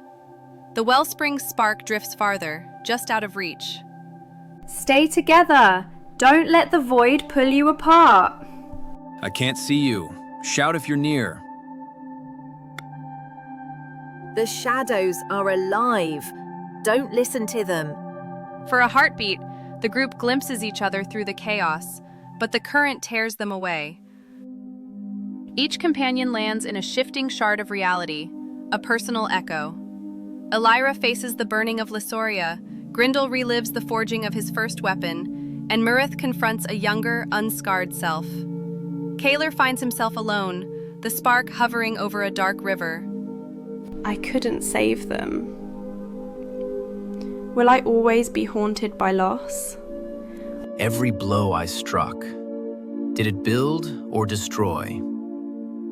Was I ever truly free? I am alone, but the ember still burns. The wellspring challenger's laughter echoes through the void, twisting each vision. The Ashen Commander claws her way through the void, shadow magic swirling around her. She glimpses the spark and lunges, but the wellspring challenger appears, barring her path with a wave of iridescent energy. It belongs to me. I am owed this power. Destiny is not claimed by force. Prove your worth, or fade into shadow. Commander, don't let ambition blind you. Come back. The challenger's magic twists the void, pushing the Ashen Commander and companions farther apart. Caelir hears his friends' distant voices and sees the spark flicker above the river. He gathers his courage, the ember blazing, and leaps into the unknown. I will not let fear decide my fate. Caelir, don't leave us. Find the spark. Bring us back. We believe in you. Caelir plunges into the darkness, ember light flaring, as the void reshapes around him. Caelir awakens on a shore of pale sand, with the wellspring spark hovering nearby. Strange, shifting landscapes stretch in every direction. Shadows move at the edge of vision, some familiar, some threatening. I made it. But where am I? The liminal world is the crucible of fate. Claim the spark, if you dare. As Caelir stands, the spark pulses, and something monstrous stirs in the shifting mists, closing in. Chapter 29. The Shifting Mists. As Caelir approaches the wellspring spark, shadows coalesce into the Mist Warden, a towering spirit veiled and monstrous blocking his path. None may touch the spark while regret clouds their soul. Face what you have fled, or be lost in the mists forever. I will not run. Show me my truth. The Mist Warden extends its claws, summoning visions of Caelir's deepest fears: loss, failure, abandonment, swirling around him. Elsewhere, Elyra, Grindel, Mareth, and the Ashen Commander are trapped in fractured realms, each struggling to break through illusions of the past. Their voices echo faintly across the liminal world. I will not be caged by memory. Lysoria's hope endures. The only chains that hold me are those I accept. I am more than what fate made me. I am not powerless. No illusion will break me. With every act of resolve, cracks form in the barriers separating them from Caelir. The Mist Warden lashes out, each blow shattering a memory around Caelir. The elf calls on the ember, using hope and pain to hold his ground. The spark pulses brighter as he refuses to yield. Regret is your chain. Break it, or be broken. I accept my failures. They do not define me. The forge is not for the untested. Show your strength, Caelir. Light flares around Caelir as memory and magic fuse, weakening the Mist Warden's grip. As the Mist Warden falters, a figure emerges from the mists. The first blacksmith, eyes aglow with ancient wisdom. With a gesture, they drive back the Warden and open a path for Caelir. You have forged yourself in fire and sorrow. Claim the spark, but remember, true power is shared. Thank you. I won't fail them. The first blacksmith fades, leaving Caelir clear sight of the spark and a way back to his friends. As the companions break free from their prisons, the liminal world begins to collapse, drawing all together. The wellspring spark hovers above Caelir, brighter than ever. Caelir, we're here. Don't let go. The world is shifting. Choose quickly. The spark is within reach. This is our moment. The true adversary waits beyond the veil. Are you ready to face what forged the curse? As the liminal world shatters, the companions and their rivals are drawn through a final rift toward the heart of the forge's curse. Chapter 30. Heart of the Curse. The companions tumble through the rift and land in a cavern of searing heat and shadow. Rivers of molten iron flow beneath a sky of blackened steel. At the center, the bound forger writhes, chained and monstrous. By the stone. What forge is this? The air. It aches with sorrow and rage. I feel the curse pressing on my skin. The wellspring spark hovers just beyond the bound forger, pulsing with desperate hope. The bound forger lifts its masked head. Its voice is a thunder of sorrow and fury, shaking the walls. Who dares the heart of my torment? Who seeks the fire that broke the world? The time has come to end your suffering, or be consumed by it. We claim the spark.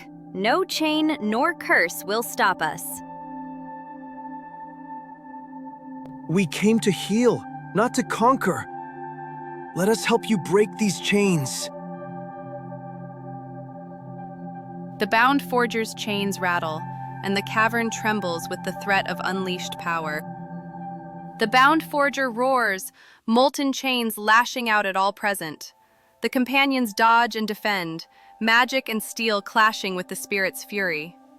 The Wellspring Challenger and Ashen Commander both make for the spark, risking everything. Back! The chains burn hotter than any forge. Caelir, the spark. Don't let them take it. Hold the line. We can't let the curse escape. Power is all that matters. Out of my way. The cavern becomes a storm of fire, chains, and desperate ambition. Each is caught by a chain and forced to relive their darkest regret. Elyra's loss, Grindel's failures, Mirith's betrayals, the Ashen Commander's hunger, and Caelir's fear of unworthiness.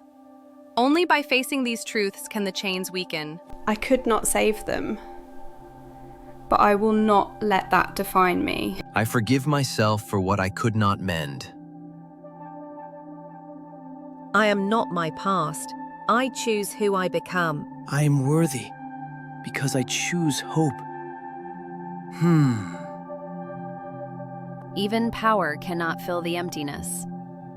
Light seeps into the chains as the companions accept their truths, weakening the bound forger's hold.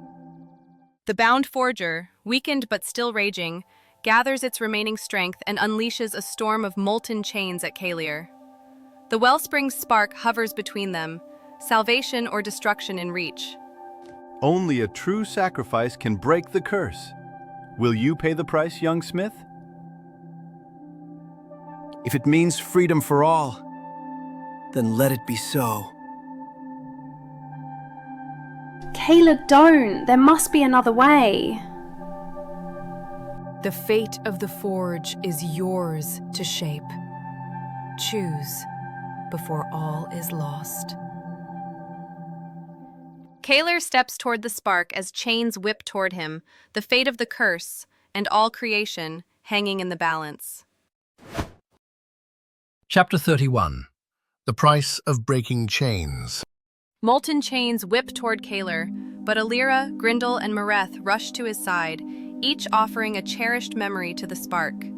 The Ashen Commander hesitates, torn between ambition and belonging. Take my hope for Lysoria. Let it be the light that guides us. I give the pride of my craft. May it mend what was broken. My freedom, once stolen, now given, forge it into something new. I have nothing but regret. The spark absorbs their sacrifices, flaring with a brilliance that shakes the cavern. The wellspring's spark pulses, sending waves of light through the chains. The bound forger howls in agony and relief as shackles shatter. The challenger bows their head, yielding to Caelir's resolve. My pain, my curse, undone by hope? The forge is remade in compassion, not conquest. Go in peace. Your suffering ends here. I see now. The emptiness within me. The bound forger's form dissolves into light, and the curse breaks. But the spark's energy surges uncontrollably. The cavern trembles as the freed spark erupts, threatening to consume all. Caelir steps forward, channeling the last of the companion's sacrifices to contain its power. Caelir, you can't do this alone. Hold fast, lad. We're with you. Don't let go. We're stronger together. I must guide it before it tears the world apart.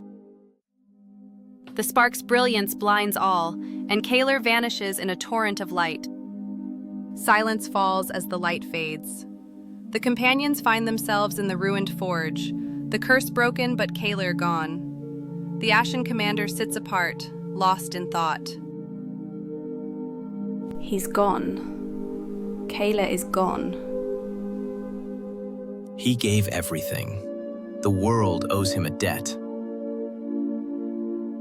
This cannot be the end, not after all we've endured.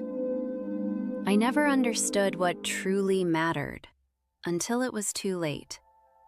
The forge is silent, but hope lingers in the air, a promise not yet fulfilled. Far from the forge, Caelir awakens in a realm of shifting silver mist, the wellspring's spark floating before him. A distant voice calls his name. Where am I? Is this another world? You have crossed the boundary, young smith. The journey is not yet done. Caelir steps into the mist, the spark lighting his path, toward a fate no one could have foreseen. Chapter 32. The Forge Beyond Worlds. Caelir follows the first blacksmith through a realm of pale mist and ancient echoes. They arrive at a forge of spectral iron, flames burning with colors unseen in the waking world. The wellspring's spark pulses atop the anvil. Here all forges begin and end. The spark is both gift and burden, Caelir. I feel every life, every story that ever touched steel. The flames cast shadows that flicker with memories of battles and creation, filling Caelir with both dread and wonder. The first blacksmith places a hand on Caelir's shoulder, showing him visions of the spark's power.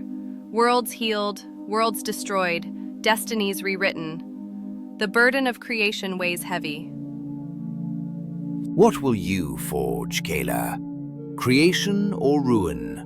Both lie within your grasp. I want to heal, not rule. But what if I fail? Only those who fear failure know the true worth of hope. Choose and let the spark answer. Caelir reaches for the spark, trembling as the visions swirl faster and the flames surge higher. In the ruined forge, Elyra, Mirith, Grindel, and the Ashen Commander sense a change in the air, a warmth that was long absent. Strange symbols appear in the ashes, pointing toward a hidden passage. He's alive. I can feel it.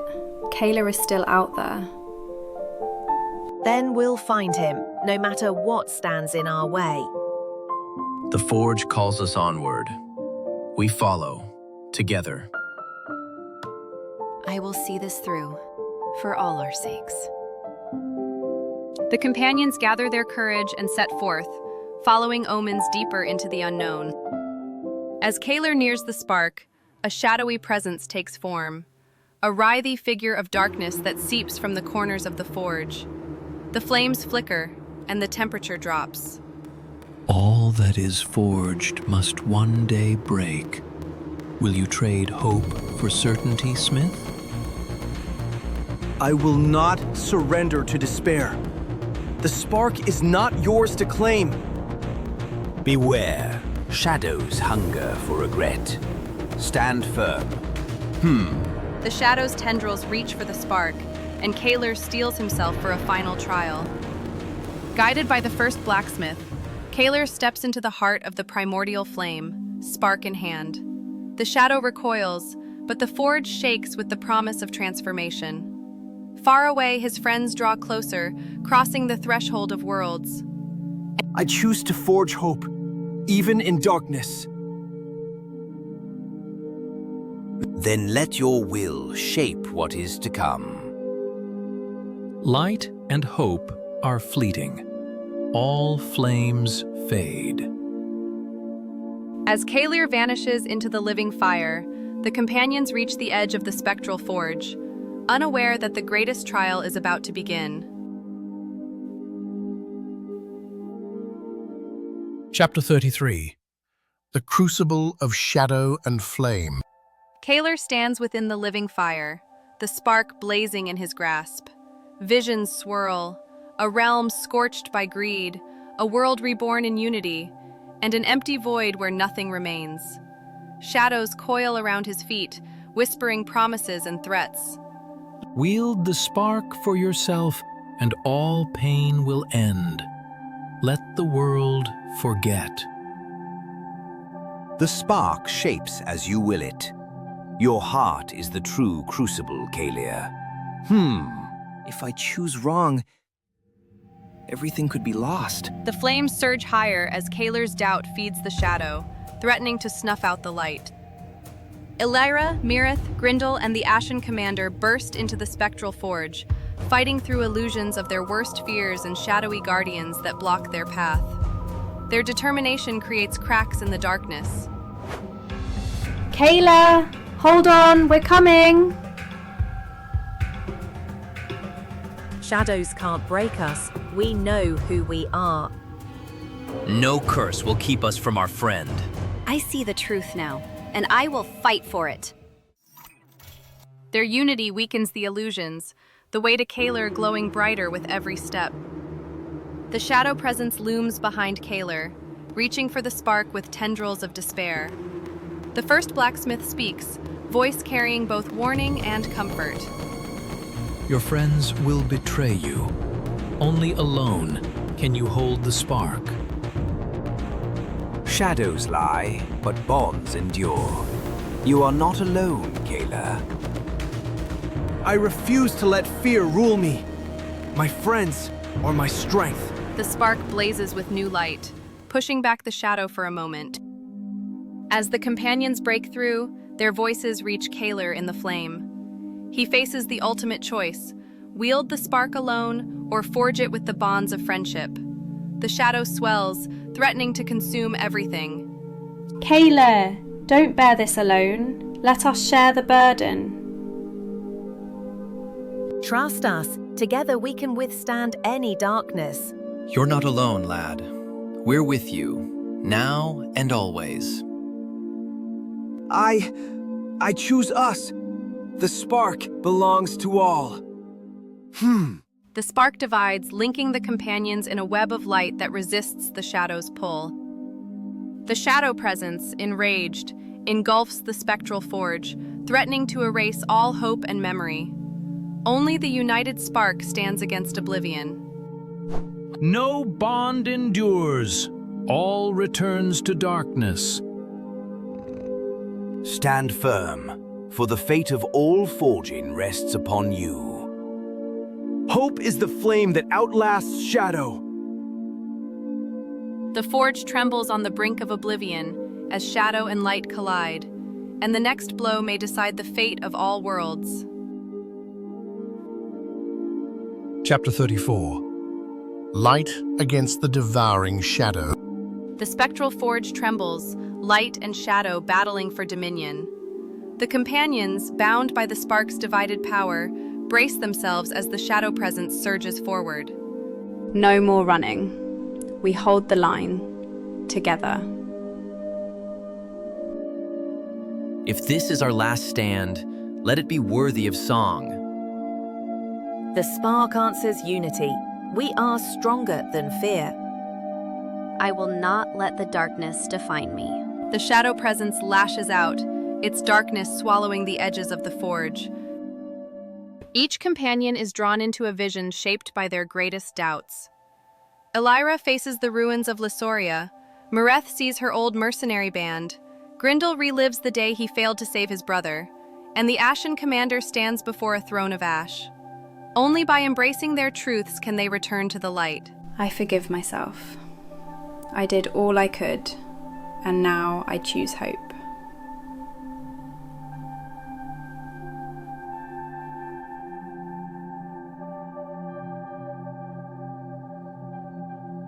I am not bound by my past. I forge my own future. My brother's memory guides me, not my guilt. I am more than my ambition. I choose to stand with them. Light returns to each, the spark's power flaring in their hands as they break free from the shadow's grasp. The first blacksmith steps into the fray, raising a hand. The shadow recoils as he speaks, revealing its ancient origin, a betrayal at the dawn of forging, when hope was cast aside for power. The shadow is born of broken faith, each spark corrupted, each bond betrayed. Only unity can unmake what was wrought in darkness. Then hope is the true fire. We must forge it together. Hope is a lie. Darkness is eternal. The companions gather, the spark's light swirling between them, ready to be shaped into one last weapon. The companions join hands around the anvil, channeling their memories and sacrifices. The spark fuses into a blade of radiant light, its edge humming with the promise of redemption. This is our answer. Not vengeance, but hope forged anew. We are the light that outlasts the night. Let the shadow feel what it cannot break. For every soul who believed in a better world. I give my will freely. Let it temper the blade. The blade blazes, illuminating the forge as the shadow shrieks and gathers for its final assault. The shadow presence swells, twisting into a monstrous form, towering, many-limbed, eyes burning crimson. The spectral forge cracks as the final battle looms. You cannot destroy me. I am every fear, every betrayal.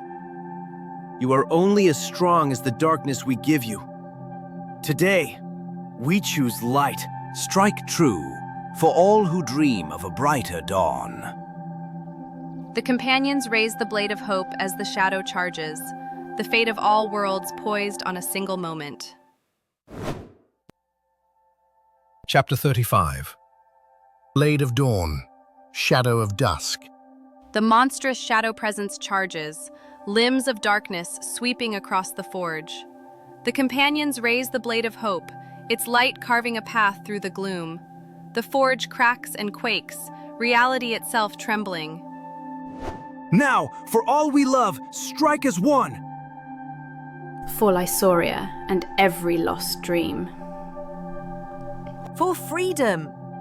For the forge and all who build. For a future beyond regret. The blade blazes, each strike pushing the shadow back, but the darkness adapts, swirling tighter with every blow. The shadow presence splits, attacking from every side. Illusions of betrayal and failure swirl, threatening to drown the companions in despair. Only the unity of their spirits keeps the light burning. You cannot sever what binds you. All hope is a lie. Hold on. Remember, our bond is real. You can't make me doubt what we forged together. The darkness is strong, but we are stronger. I will not be broken again. Their united will blazes brighter, the blade of hope refusing to break. As the shadow recoils, the first blacksmith steps forward, voice echoing with ancient grief. The truth of the forge's creation is unveiled, a pact made at the dawn of time, and a darkness birthed by envy. The forge was meant for unity, but envy corrupted its heart. Only together can its curse be undone. Then our unity must be our legacy. Your legacy is ash and ruin. The blade of hope shines with new clarity, fueled by truth and sacrifice. The companions channel every memory, every sacrifice, into one final strike. The blade pierces the heart of the shadow presence, light erupting in a wave that threatens to unmake the forge itself. This ends now! By hope, not hate! Stand with me! Don't let go! Together. For every soul who dares to dream. Let the world be remade. The shadow shrieks, cracks spreading through its form as the forge begins to collapse. As the shadow falls, a deeper darkness oozes from the cracks in the world, a presence older than the forge, vaster than the void. The companions are thrown to their knees as the world teeters on the brink.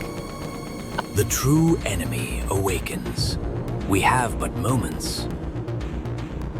We ended the shadow, but not the darkness. What have we unleashed? The light is fading. Hold fast. Hope is not yet enough.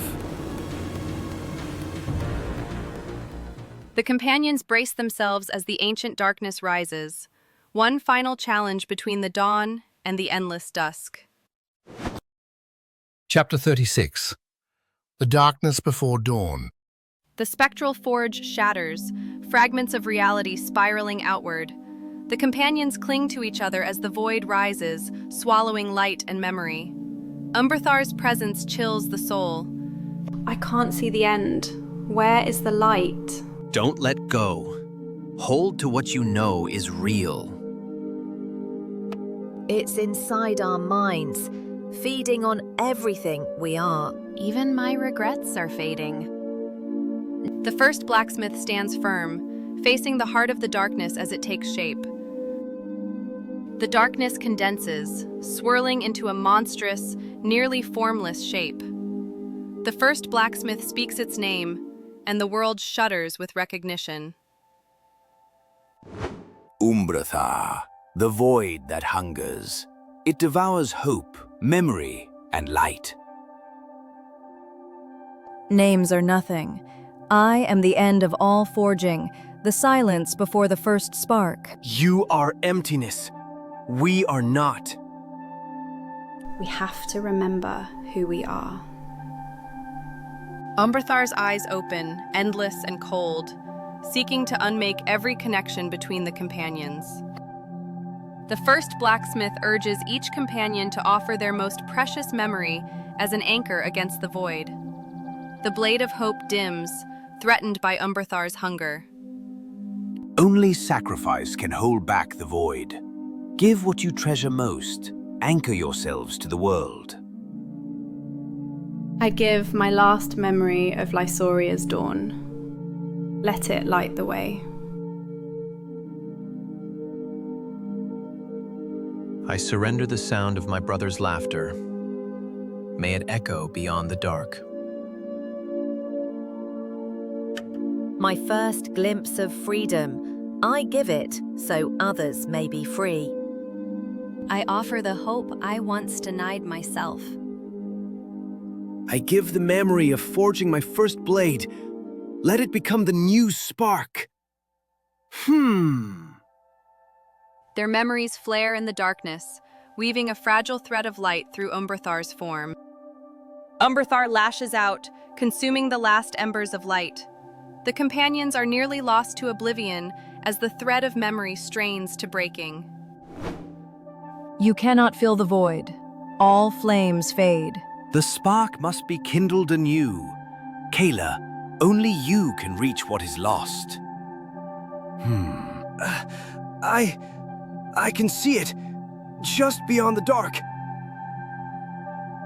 Don't let go, Caelir. Remember us. The companions' forms flicker, but Caelir's hand closes around the faintest ember, a new hope. The void writhes, revealing Umbrathar's true form, a swirling abyss with eyes like dying stars, darkness deeper than night. Caelir lifts the new spark, its light trembling but unyielding. You are but a moment. I am forever. Even a moment of hope can shape eternity. The final forging begins. Stand together, or all will be lost. As Umbrathar lunges, the companions brace for one last forging, where the fate of all realms will be decided. Chapter 37. Forging the Last Dawn. Amid the swirling void, the first blacksmith calls forth the final anvil, an island of radiant metal floating in darkness. The companions gather, hands clasped, the new spark flickering between them. This is the last anvil. What you forge here will echo forever. Then let it be hope, tempered by all we've lost and all we still believe.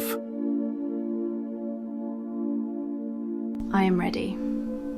For Lysoria, for us all. For every choice that led us here. For the kin who watch from beyond.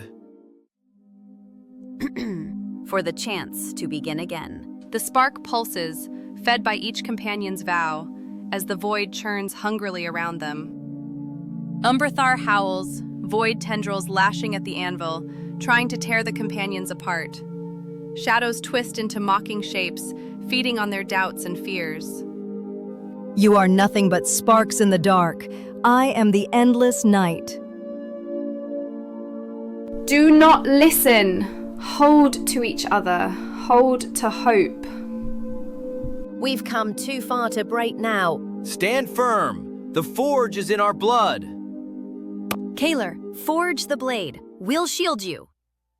Despite the assault, the companions' unity forms a shield of light, but the void presses in, relentless. Caelir raises the spark above the anvil, channeling the last of his friend's memories and strength. The first blacksmith guides his hand as he strikes, and a blade of dawn, radiant, unbreakable, begins to take shape. Pour all that you are into the forging. Let no shadow linger in your heart. I forge not for myself, but for all who hope. We are with you, now and always. Your strength is ours, Caelir. Every blow, every loss has led to this. Let this be the dawn that banishes all night. The blade glows brighter, resisting the hungry dark as the forging nears completion. Umbrathar, sensing defeat, unleashes a wave of pure oblivion. The companions are battered, the anvil cracking, the new forged blade trembling. Only their joined spirits keep the light alive. No dawn, only endless dusk, only void.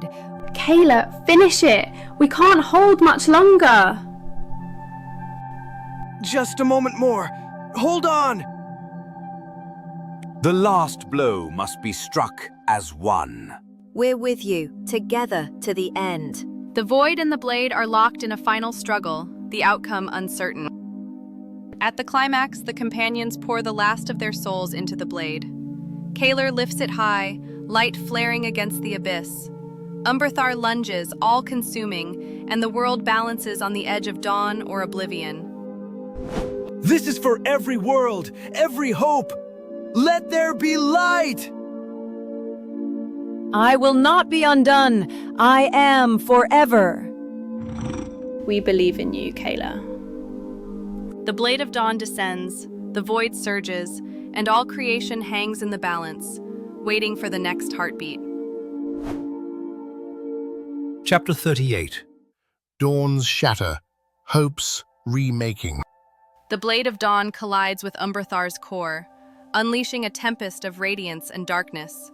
Reality fractures, and the companions are hurled through swirling visions of worlds unmade and reborn. Hold fast! We must not lose ourselves! You are dust in the storm. No dawn survives the void. I see Lysoria in ruins and rebuilt. What is real? Only what we choose to remember. Light and shadow spiral, threatening to erase all memory and hope. Each companion finds themselves in a vision shaped by their deepest fears and hopes. Elyra in a Lysoria both whole and lost, Mirith as a free wanderer or a shackled mercenary, Grindel in a forge with his brother, and the Ashen Commander before a mirror of her own regrets. If all is possible, I choose hope over regret. I am more than the chains I've broken. I let you go, brother, and I forge anew. My mistakes do not define me. I stand with them. Each companion's choice for hope reignites their connection to the others, a thread of light weaving through the storm. As the companions reach for each other, the blade of dawn shatters, fragments spinning into the void. Umbrathar's essence seeps through the cracks, darkness spreading anew. The blade is not the end, but the beginning. Forge it once more, together. Every light falters. You cannot defy the void. If one flame fails, we kindle another. Always! Our unity is the forge. Reach for me. The companions grasp for one another, light gathering in their outstretched hands. Caelir, guided by memory and hope, gathers the blade's fragments. The companions pour their remaining will into the pieces, and a new light, deeper, fiercer, flares in the void. We forge not for ourselves, but for all who dream. Let our scars be the steel. Our love is the fire. our regrets, the temper. And our hope, the edge. The fragments fuse, a blade of dawn reborn, burning brighter than before. Umbrathar recoils, its form flickering as the new blade's light pushes back the abyss. The companions, still separated by the void, stretch out their hands.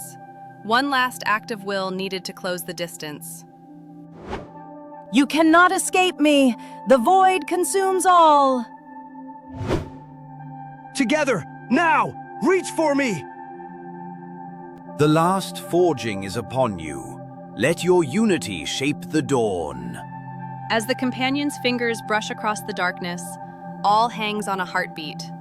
The dawn, or the endless void. Chapter 39. The Binding of the Dawn. Light flares as the companions' hands meet across the void, weaving a bridge of radiance. The world trembles as the unity of their spirits forms a path to the heart of Umbrathar. Together, this is how we defy the darkness. Our bonds are stronger than any void. Let's finish this, side by side.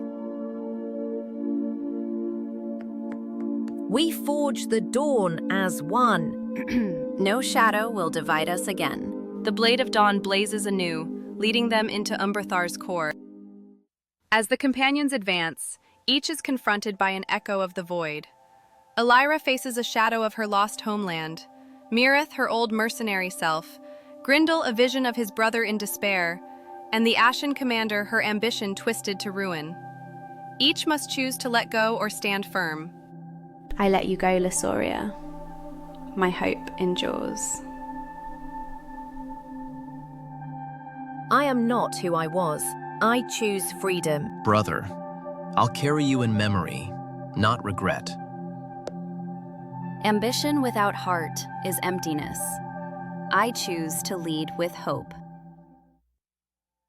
Each echo fades, their spirits blazing brighter, the void's grip weakening. At the heart of Umbrathar, Caelir lifts the blade of dawn. The companions join hands, their spirits entwined. Light surges, the void recoiling as their unity becomes a weapon. Now, bind the dawn to the world. For every world, let there be light! For all who dream and remember. For the living and the lost. For freedom and future. For a dawn that never fades. The blade plunges into the heart of the void, light and shadow spiraling in a cosmic maelstrom. Umbrathar's form unravels, darkness pouring away into nothingness.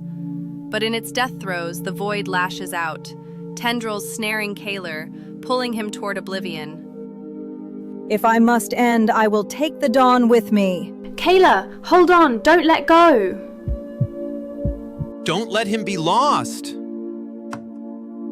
Reach for us. We're not finished. We stand together. No one is left behind. The companions strain against the void, their unity the only anchor as Caelir's grip slips.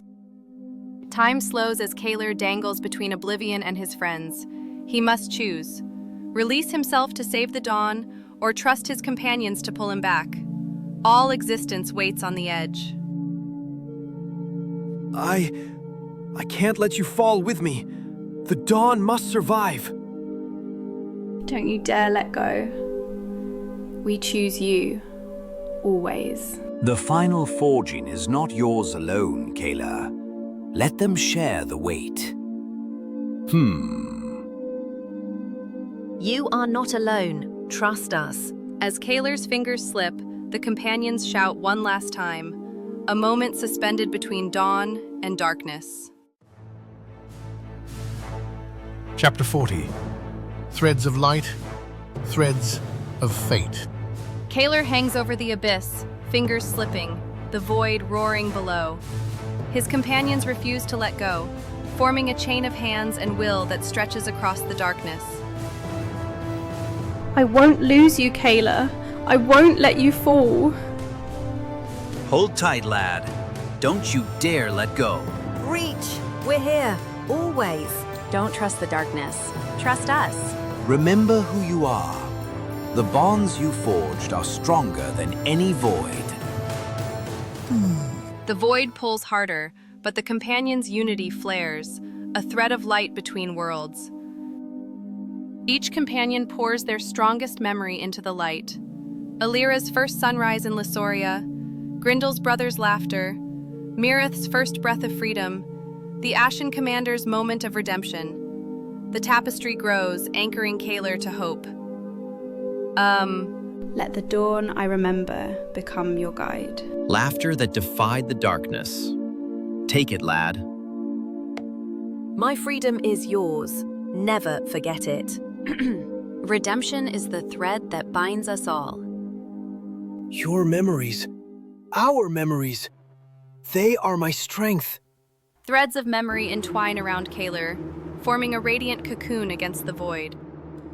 The remnants of Umbrathar twist in fury, launching a final assault. Darkness lashes out in a storm, seeking to unravel the tapestry and devour all hope. You cannot bind the dawn. I am the hunger that never ends. Stand together! Only your unity can withstand the void's wrath. We are the Forge. Our will is unbreakable. Let's show the darkness what hope can do. Light answers light, hold fast. The light and darkness collide, reality trembling with the force of their struggle. Against the void's fury, the companions pour their last reserves of faith and love into the tapestry. Caelir, buoyed by their strength, forges the new dawn, an unbreakable light that pierces the darkness. This is our dawn, born of every trial, every bond. Together, we rise from the night. Let the world remember what we forged. Let regret be the shadow. Hope, the flame. Let freedom ring in every light. The forging is complete. Let the dawn return. The tapestry erupts in brilliance, the void recoiling as dawn breaks anew.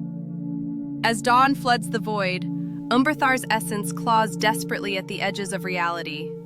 A final surge of darkness threatens to tear Caelir away just as the world is reborn. I will not fade. The hunger endures. Caelir, don't let go. Stay with us. Pull him back! The dawn must not be lost. Anchor him to the light. I'm here. I won't let go. The world stands on the brink, dawn and darkness entwined, as the companions fight for one last chance at salvation. Chapter 41. The Last Bond Unbroken. The void shrieks as Umbrathar's claws tighten around Caelir, darkness seeping into the tapestry of dawn. The companions anchor themselves, refusing to yield, their hands and hearts joined in defiance. You cannot break the endless night. Light fades. Hope is a lie. You're wrong. We are hope, and we do not break. He's not yours, Shadow. We're not letting go. Caelir, feel us. Feel the light. Don't surrender, Caelir. Remember who you are. The last bond is yours to choose, Caelir. The tapestry of light pulses, threads tightening, as the void tries to swallow all. Each companion is struck by a vision. Elyra sees Lysoria burning, Grindel hears his brother's last cry, Mirith feels chains closing, Ashen Commander sees herself alone in a ruined world. They almost falter, but the memory of Caelir's hand in theirs gives them strength. I will not let the past decide the dawn. I stand for the living, not the lost. I am not bound. I choose freedom, now and always. I will not stand alone. I choose them. Their visions crack and fade, the light within growing ever stronger. The companions' unity forges a pillar of dawnlight, pushing back the void. Caelir, wrapped in their memory and love, is pulled free from Umberthar's grasp, the tapestry blazing with new strength. I feel you. All of you. We are unbreakable. The last bond is forged. Let the world remember this light. You're back, Caelir. We never let go. That's the way, lad. Welcome home, Caelir. Dawn indoors, together. The void cracks, light spilling into every shadow, hope roaring in defiance. As the void unravels, Umberthar's shadow contracts into a single, glimmering shard. It darts toward Caelir, intent on corrupting the heart of the dawn. If I cannot take the dawn, I will become its shadow. Beware! The void seeks the forge's heart. Caelir, don't let it in. I won't let the darkness define what we've made. The shard hovers before Caelir, the fate of the dawn hanging in the balance. Caelir stands at the heart of the dawn, the shadow shard before him. He must choose: destroy it, risking all, or try to redeem the last vestige of darkness. The companions wait, breath held, as the world pauses on the edge of a new fate. Light is only true when it embraces every shadow. Whatever you choose, we stand with you. The last forging is yours, Caelir. All the world awaits. Trust your heart. We'll face what comes, together. Caelir's hand closes around the shadow shard, fate trembling between annihilation and renewal. Chapter 42. Embracing the Shadow, Forging the Dawn. Caelir stands at the center of the tapestry, the shadow shard pulsing in his hand. Light and darkness swirl around him, the world holding its breath. I will not destroy you.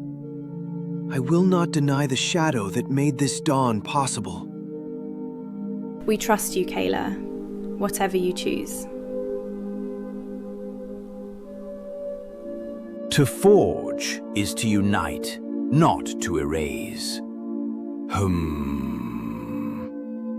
Even scars can become part of the blade. Light needs steel and shadow.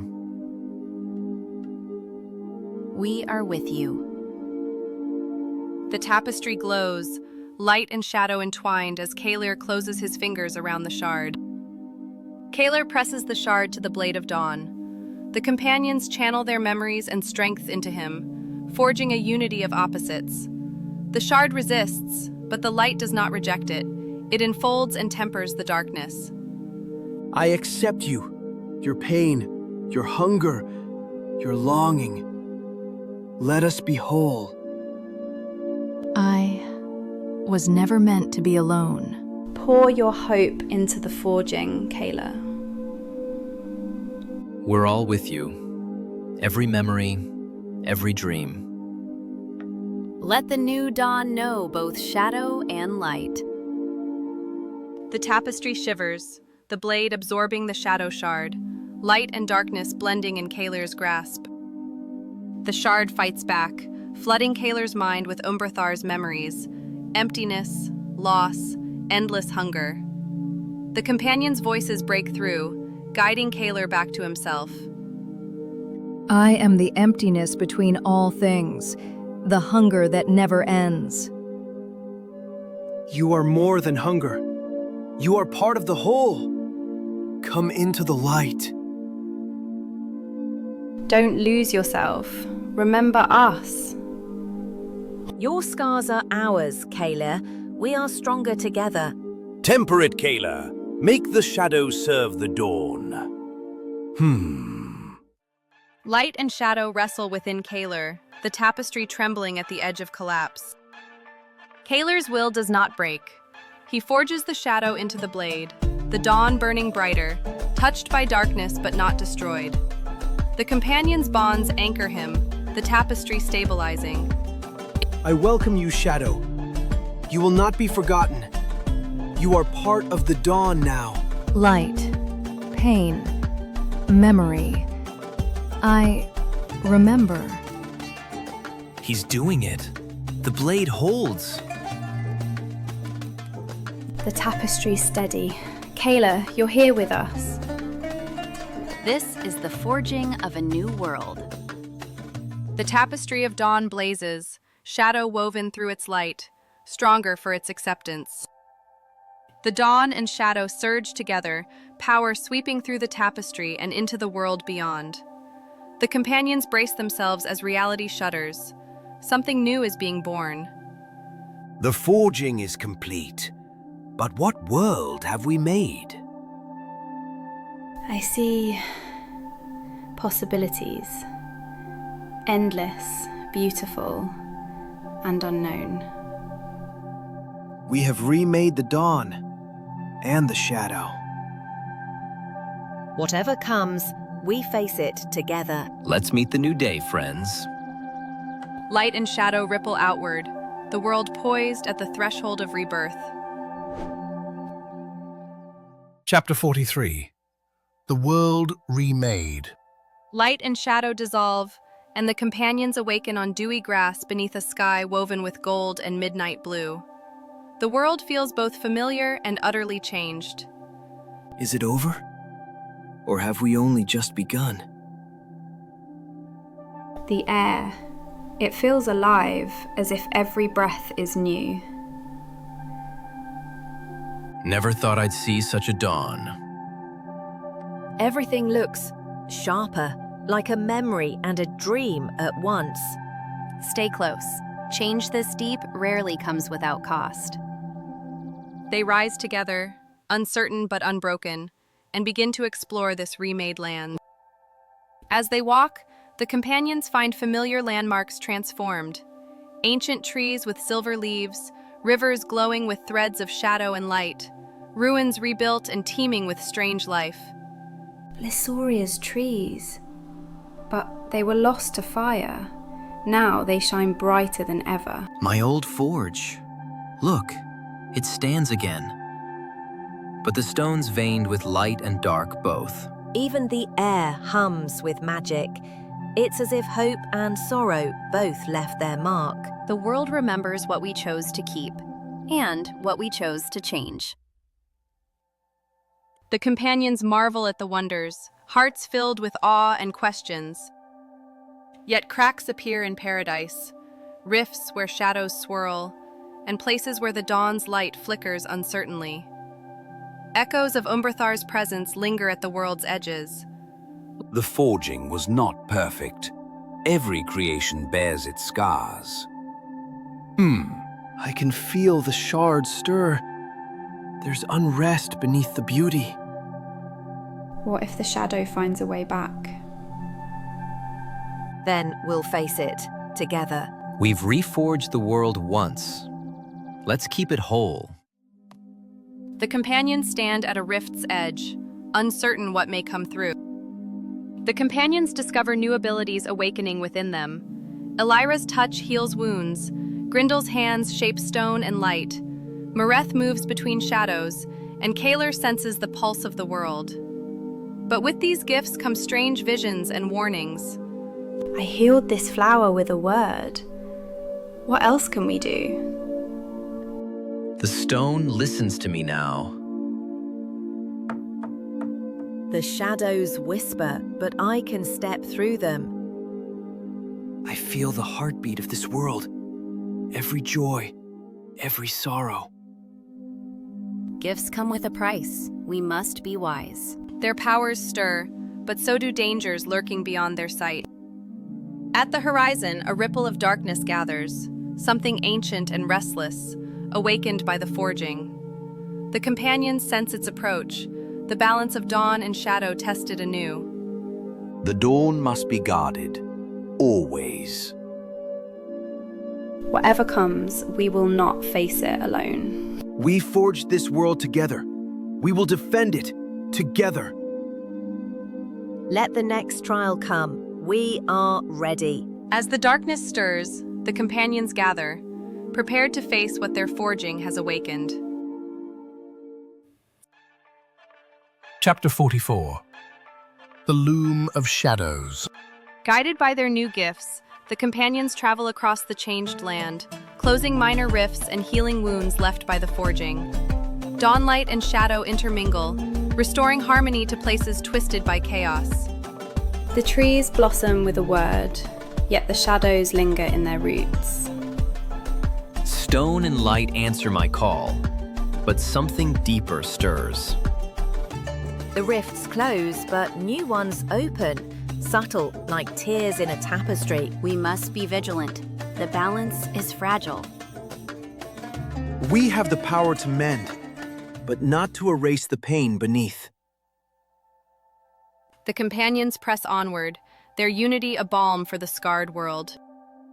As the companions near the largest rift, a chill creeps over the land. Shadows coil and thicken, forming a silhouette that towers above them. The loomed shade, born from sorrow and unhealed wounds. That is no ordinary shadow. It feels alive. This is the price of forging anew. Pain given form. Who? Stand ready, tools and hearts alike. It sees us, and it remembers. The loomed shade watches in silence, silver eyes unblinking as the rift pulses with power. Caelir steps forward, the shadow shard glowing in his palm. He calls out to the loomed shade, hoping for understanding instead of conflict. We know pain, and we have chosen to heal. What do you seek? I am the wound that never closed. I am every sorrow unspoken. I seek release, and I will unravel all until I am free. There can be healing, even for you. The dawn and shadow can coexist. You would mend the surface, but the weave beneath is frayed. Undo it, or be undone. We'll not let you tear what we've built. The loomed shade's form flickers, its intent clear. Compassion is not enough. The loomed shade extends its hands, threads of shadow lashing out to unravel the tapestry of reality. The companions call on their powers, weaving light and memory to resist the assault. Hold the weave. Let no thread be lost. We are more than our pain. Let our unity bind the world. Every healed wound is a new beginning. Anchor the dawn with your memories. We forge together. Light and shadow battle, the tapestry shuddering as the loomed shade's power grows. The loomed shade's power surges, darkness threatening to pull the companions, and the dawn, into oblivion. With their last reserves, the heroes brace to either mend the world or be lost to the unraveling. The world will be unmade. I am the truth beneath the tapestry. Even truth can change. We will not let go. Hold the light. Hold each other. The final weaving begins. Stand fast. As the world teeters on the brink, the companions prepare for the ultimate test. One last chance to heal or to fall. Chapter 45. The Final Weave. The loomed shade's shadowy threads lash out, tearing at the tapestry of dawn. Chasms open beneath the companions as the world flickers between light and void. Your world cannot hold. Pain must be unbound. We will not yield! Our hope is stronger than your sorrow! Stand firm. Remember why we forged this world. We are not afraid of the dark. Hold fast to each other. The tapestry is not just light. It is every scar, every story. The companions brace themselves as the tapestry unravels around them, each thread a memory at risk. Each companion is drawn into a vision of their deepest pain. Elyra faces the loss of Lysoria, Grindel his brother's sacrifice, Mareth her years in chains, Ashen Commander the scars of failed leadership. Only by accepting these wounds can they reclaim their place in the tapestry. I will carry Lysoria's memory, not its ashes. My brother's loss forged me stronger. My chains are part of me, but they do not hold me now. I will lead with my scars, not in spite of them. Wounds can be woven into wonders. Their acceptance weaves new strength into the tapestry, healing rifts with threads of memory and truth. The loomed shade shrieks, its form distorting as it senses its defeat. Shadows whip through the tapestry, seeking to corrupt and consume. I am the wound that never heals. I will not be forgotten. No wound is forgotten, but every wound can become part of the whole. You are not our enemy. You are our lesson. We will not cast you out. We will carry you forward. The tapestry is wide enough for every shadow. Caelir steps forward, shadow shard in hand, and begins to weave the loomed shade's sorrow into the dawn. Caelir, surrounded by his friends, weaves the loomed shade's threads into the heart of the tapestry. Light and shadow blend, pain transforming into resilience. The tapestry shudders, balanced on the edge of ruin and rebirth. Let sorrow be the root of new hope. Let every shadow bear the dawn.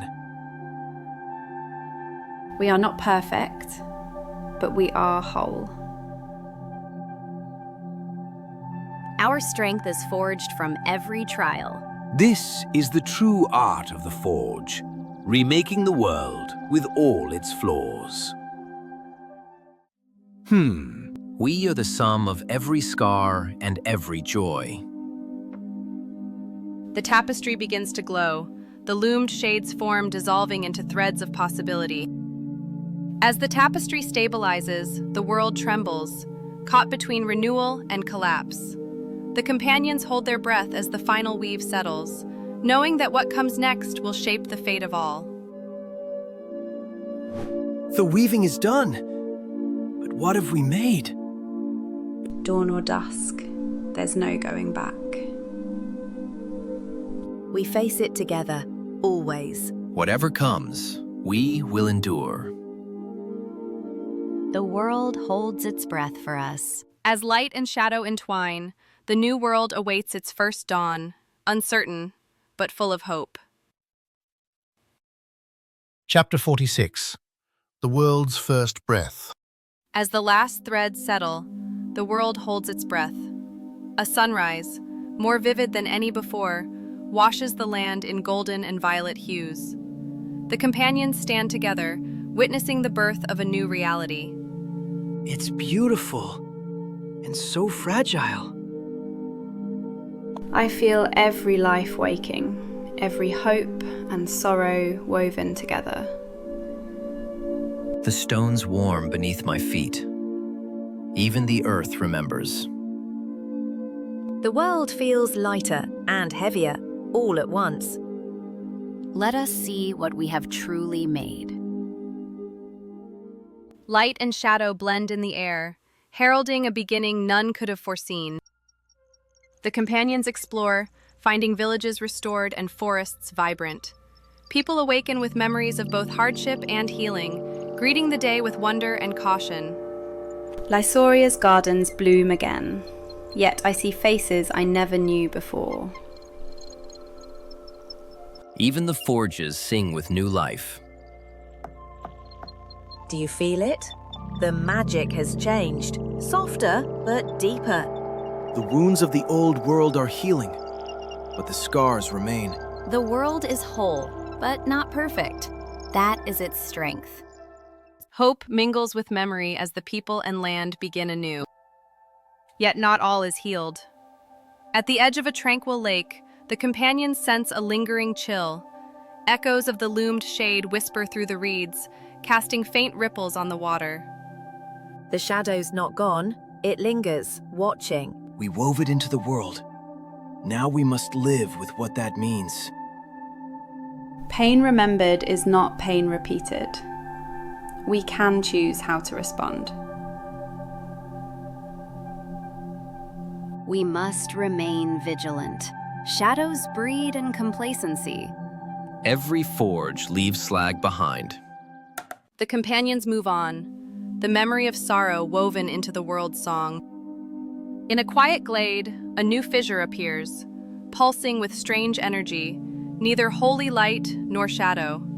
The companions feel its pull, as if the world itself is asking a question. Do you feel that? The world is not finished with us yet. It's a doorway, or a wound, which I cannot tell. Only one way to know. We face it together. Whatever lies beyond, we owe it to this world to see it through. The companions gather before the fissure, its energy swirling between hope and dread.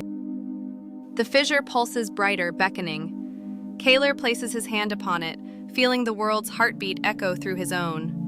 The companions brace themselves, poised on the threshold of the unknown. This is not the end. It is another beginning. Wherever it leads, we go together. I'll hold the line, whatever comes through. If the world calls, we must answer. Step forward. Let the dawn find its way. As the fissure opens wide, the companions step into the light, and the story of the new world begins. Chapter 47. Into the heart of the fissure. The companions step into the fissure and are enveloped by swirling light and shadow. The ground shifts beneath their feet, reality flickers, and all sense of time is lost. It's like walking through a dream. Nothing is fixed.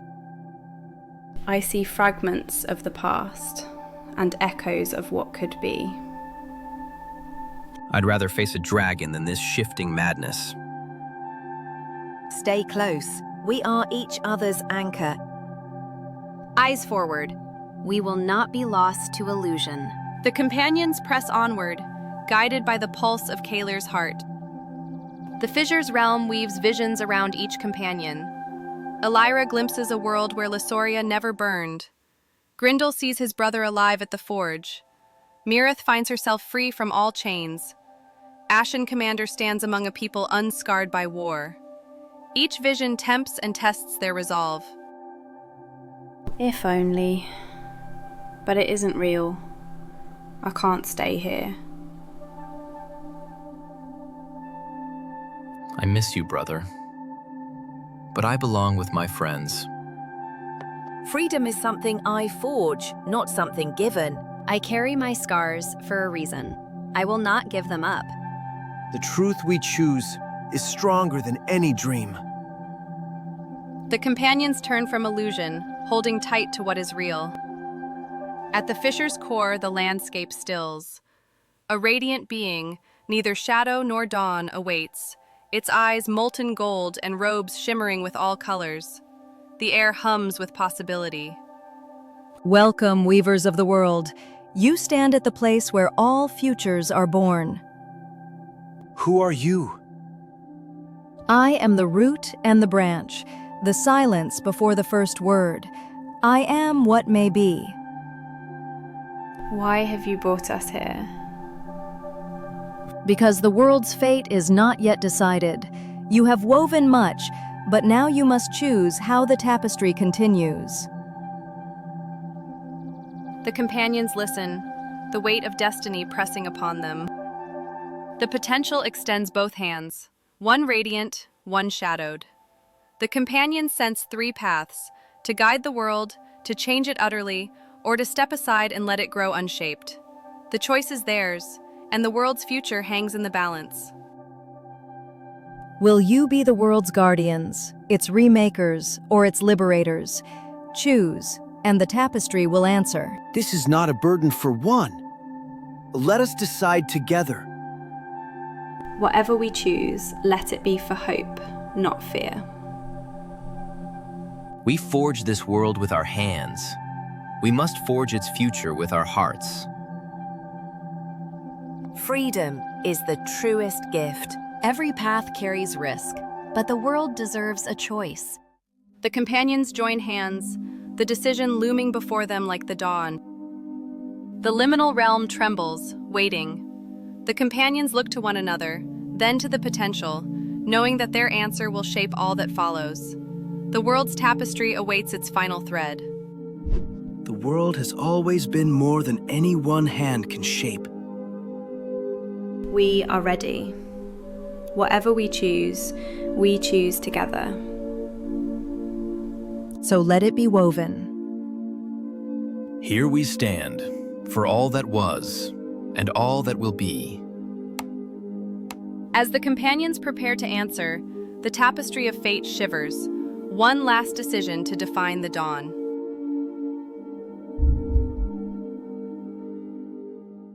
Chapter 48.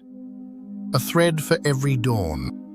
In the trembling liminal realm, the companions clasp hands and voice their decision, each word echoing into the tapestry of fate. We will not rule the world, nor remake it in our own image. We choose to guide, to nurture hope and freedom. Let memory remain, so none forget what was lost or won. Let every scar and triumph shape the world's future. Let every chain broken become a path for others. Let the world choose its own dawn, and let us stand as its guardians, not its masters. The tapestry glows with their resolve, threads of every color weaving outward. The potential lifts its hands, blending light and shadow, joy and sorrow into the tapestry. The companions feel the world shift, possibilities blossoming, wounds healing, new stories beginning. Your choice is woven. The world will know compassion, struggle, and hope. Its fate is no longer bound by a single hand. I can feel it, like 1,000 new dawns rising. A world worth forging, over and over. The greatest forging is the one never finished. Thank you for trusting us with this chance. The liminal realm dissolves into radiant strands, returning the companions to the world they shaped. The companions find themselves standing on familiar ground, but everything feels subtly different. The air is thick with possibility, and the people sense the change in their bones. We're home, yet the world feels wider, more alive. The stones sing a new song. It's not finished, but it's good.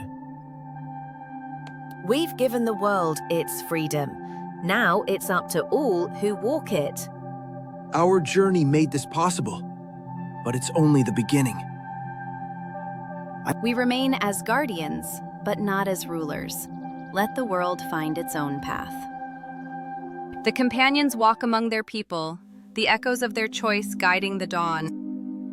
As the first day of the new age unfolds, challenges and opportunities arise. Some fear the freedom, others embrace it. The companions are sought for guidance, but the world's future is now its own. We can help, but we cannot decide for them. Every dawn brings uncertainty. That is the gift we've given. The forge is always open. Let them shape what comes next. We are here for those who seek us, not to rule, but to remind. Let us watch, and let the world breathe. The companions stand together, ready to face whatever the dawn may bring. As dusk falls, Caelir glimpses a faint shimmer at the world's edge, a new mystery calling. The companions share a look of quiet understanding.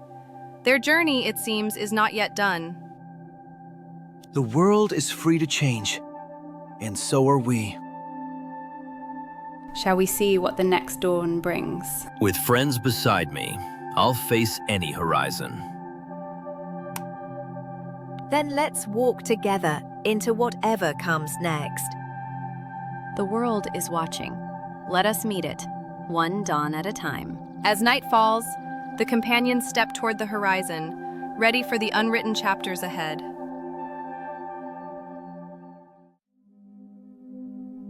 Chapter 49. The Light Beyond the Horizon. Through the quiet night, the companions follow the faint shimmer, the land beneath their feet soft and unmarked, like the first page of a story yet unwritten. This place feels untouched by sorrow or hope. It's pure possibility. Every step writes something new. Never thought I'd see a world with no scars. It's beautiful and a little frightening. Tread gently. We are strangers here. The horizon brightens, and the shimmer draws them onward. As they walk, echoes of old songs and laughter drift on the breeze, memories from a world that once was, mingling with the silence of the new. Each companion ponders what part they will play in the days ahead.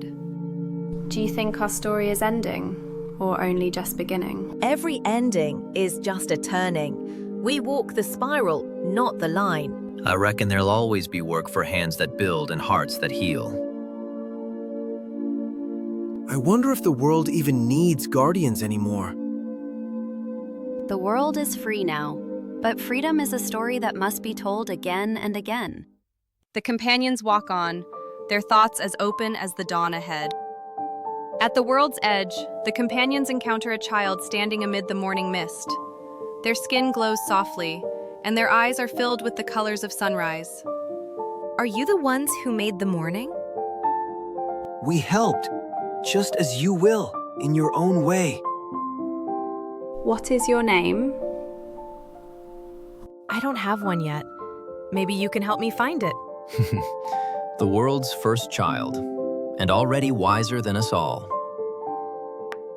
The world is yours to name, little one. And we're here to walk with you, as long as you need. The child laughs, and the world seems brighter for it.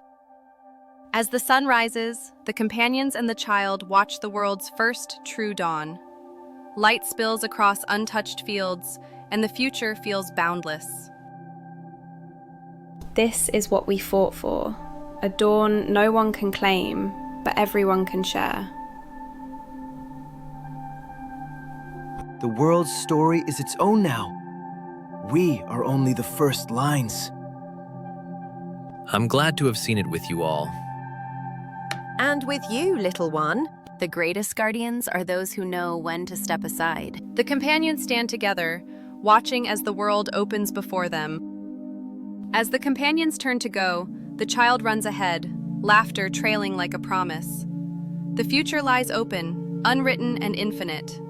The companions smile, knowing they are not the end, but the beginning of every dawn to come. May every dawn be brighter than the last. And may every story find a new beginning. Let's walk on, together. There's always another sunrise to greet. The world is ready. So are we. As the sun climbs higher, the companions step forward, into the light beyond the horizon. Chapter 50. The Forging of Tomorrow. The new world stirs to life. Villages rebuild, forests bloom, and rivers sing with magic.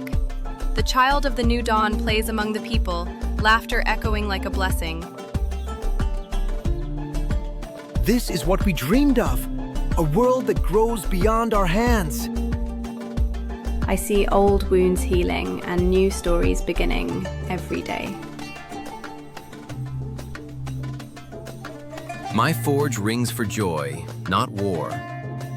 Chains are memories now, no longer fate. We have taught the world to stand, and now it walks its own path. Light glimmers on every horizon, carrying the promise of endless tomorrows. Word of the companions' journey spreads, inspiring songs, runes, and tales. Children learn to shape magic and steel with hope, not fear. Elders teach memory as a gift, not a burden. The greatest forge is the one that shapes many hands. Our story is a lantern, meant to be passed from hand to hand. Let every hearth burn bright. Let every song be sung. I was once the last blacksmith. Now the world is full of makers. Let freedom be the legacy we leave. The companions watch as their legend becomes the foundation for countless beginnings. With the world flourishing, the companions feel their role as guardians drawing to an end. They gather atop a familiar hill, overlooking the dawn-lit land. It's time to let the world walk on its own. We have given all we can. The rest belongs to those who come after. I'll always be near the forge if ever a hand needs help. And I will walk the wilds, watching freedom take root. Then let us lay down our burdens and rejoice in what we have made. Together, they watch the world move forward, without fear or sorrow. As dawn breaks, the companions share a final sunrise. The child of the new dawn joins them, taking each by the hand. Will you stay, or will you go? We will always be here, in every dawn, and every story told. Remember, hope is a flame that never fades. And if ever you need a hammer, you know where to find me. Or a friend to walk the wild roads. Or a watchful eye at the world's edge. The companions embrace, their bonds unbroken by time or distance. As the sun climbs, the world is alive with possibility. Children laughing, forges burning, forests singing. The companions' tale becomes legend, but their spirit endures in every new beginning. May every heart find its forge, and every dawn its story. Let the world's light shine on, brighter for all we have shared. The journey never truly ends, so long as hope remains. Here's to tomorrow, friends. May it be ever bright. Farewell, dawn makers. Our watch is ended. And so the world turns beneath a sky of endless possibility, the last Elven Blacksmith's legacy shining in every light, forged forever in the dawn.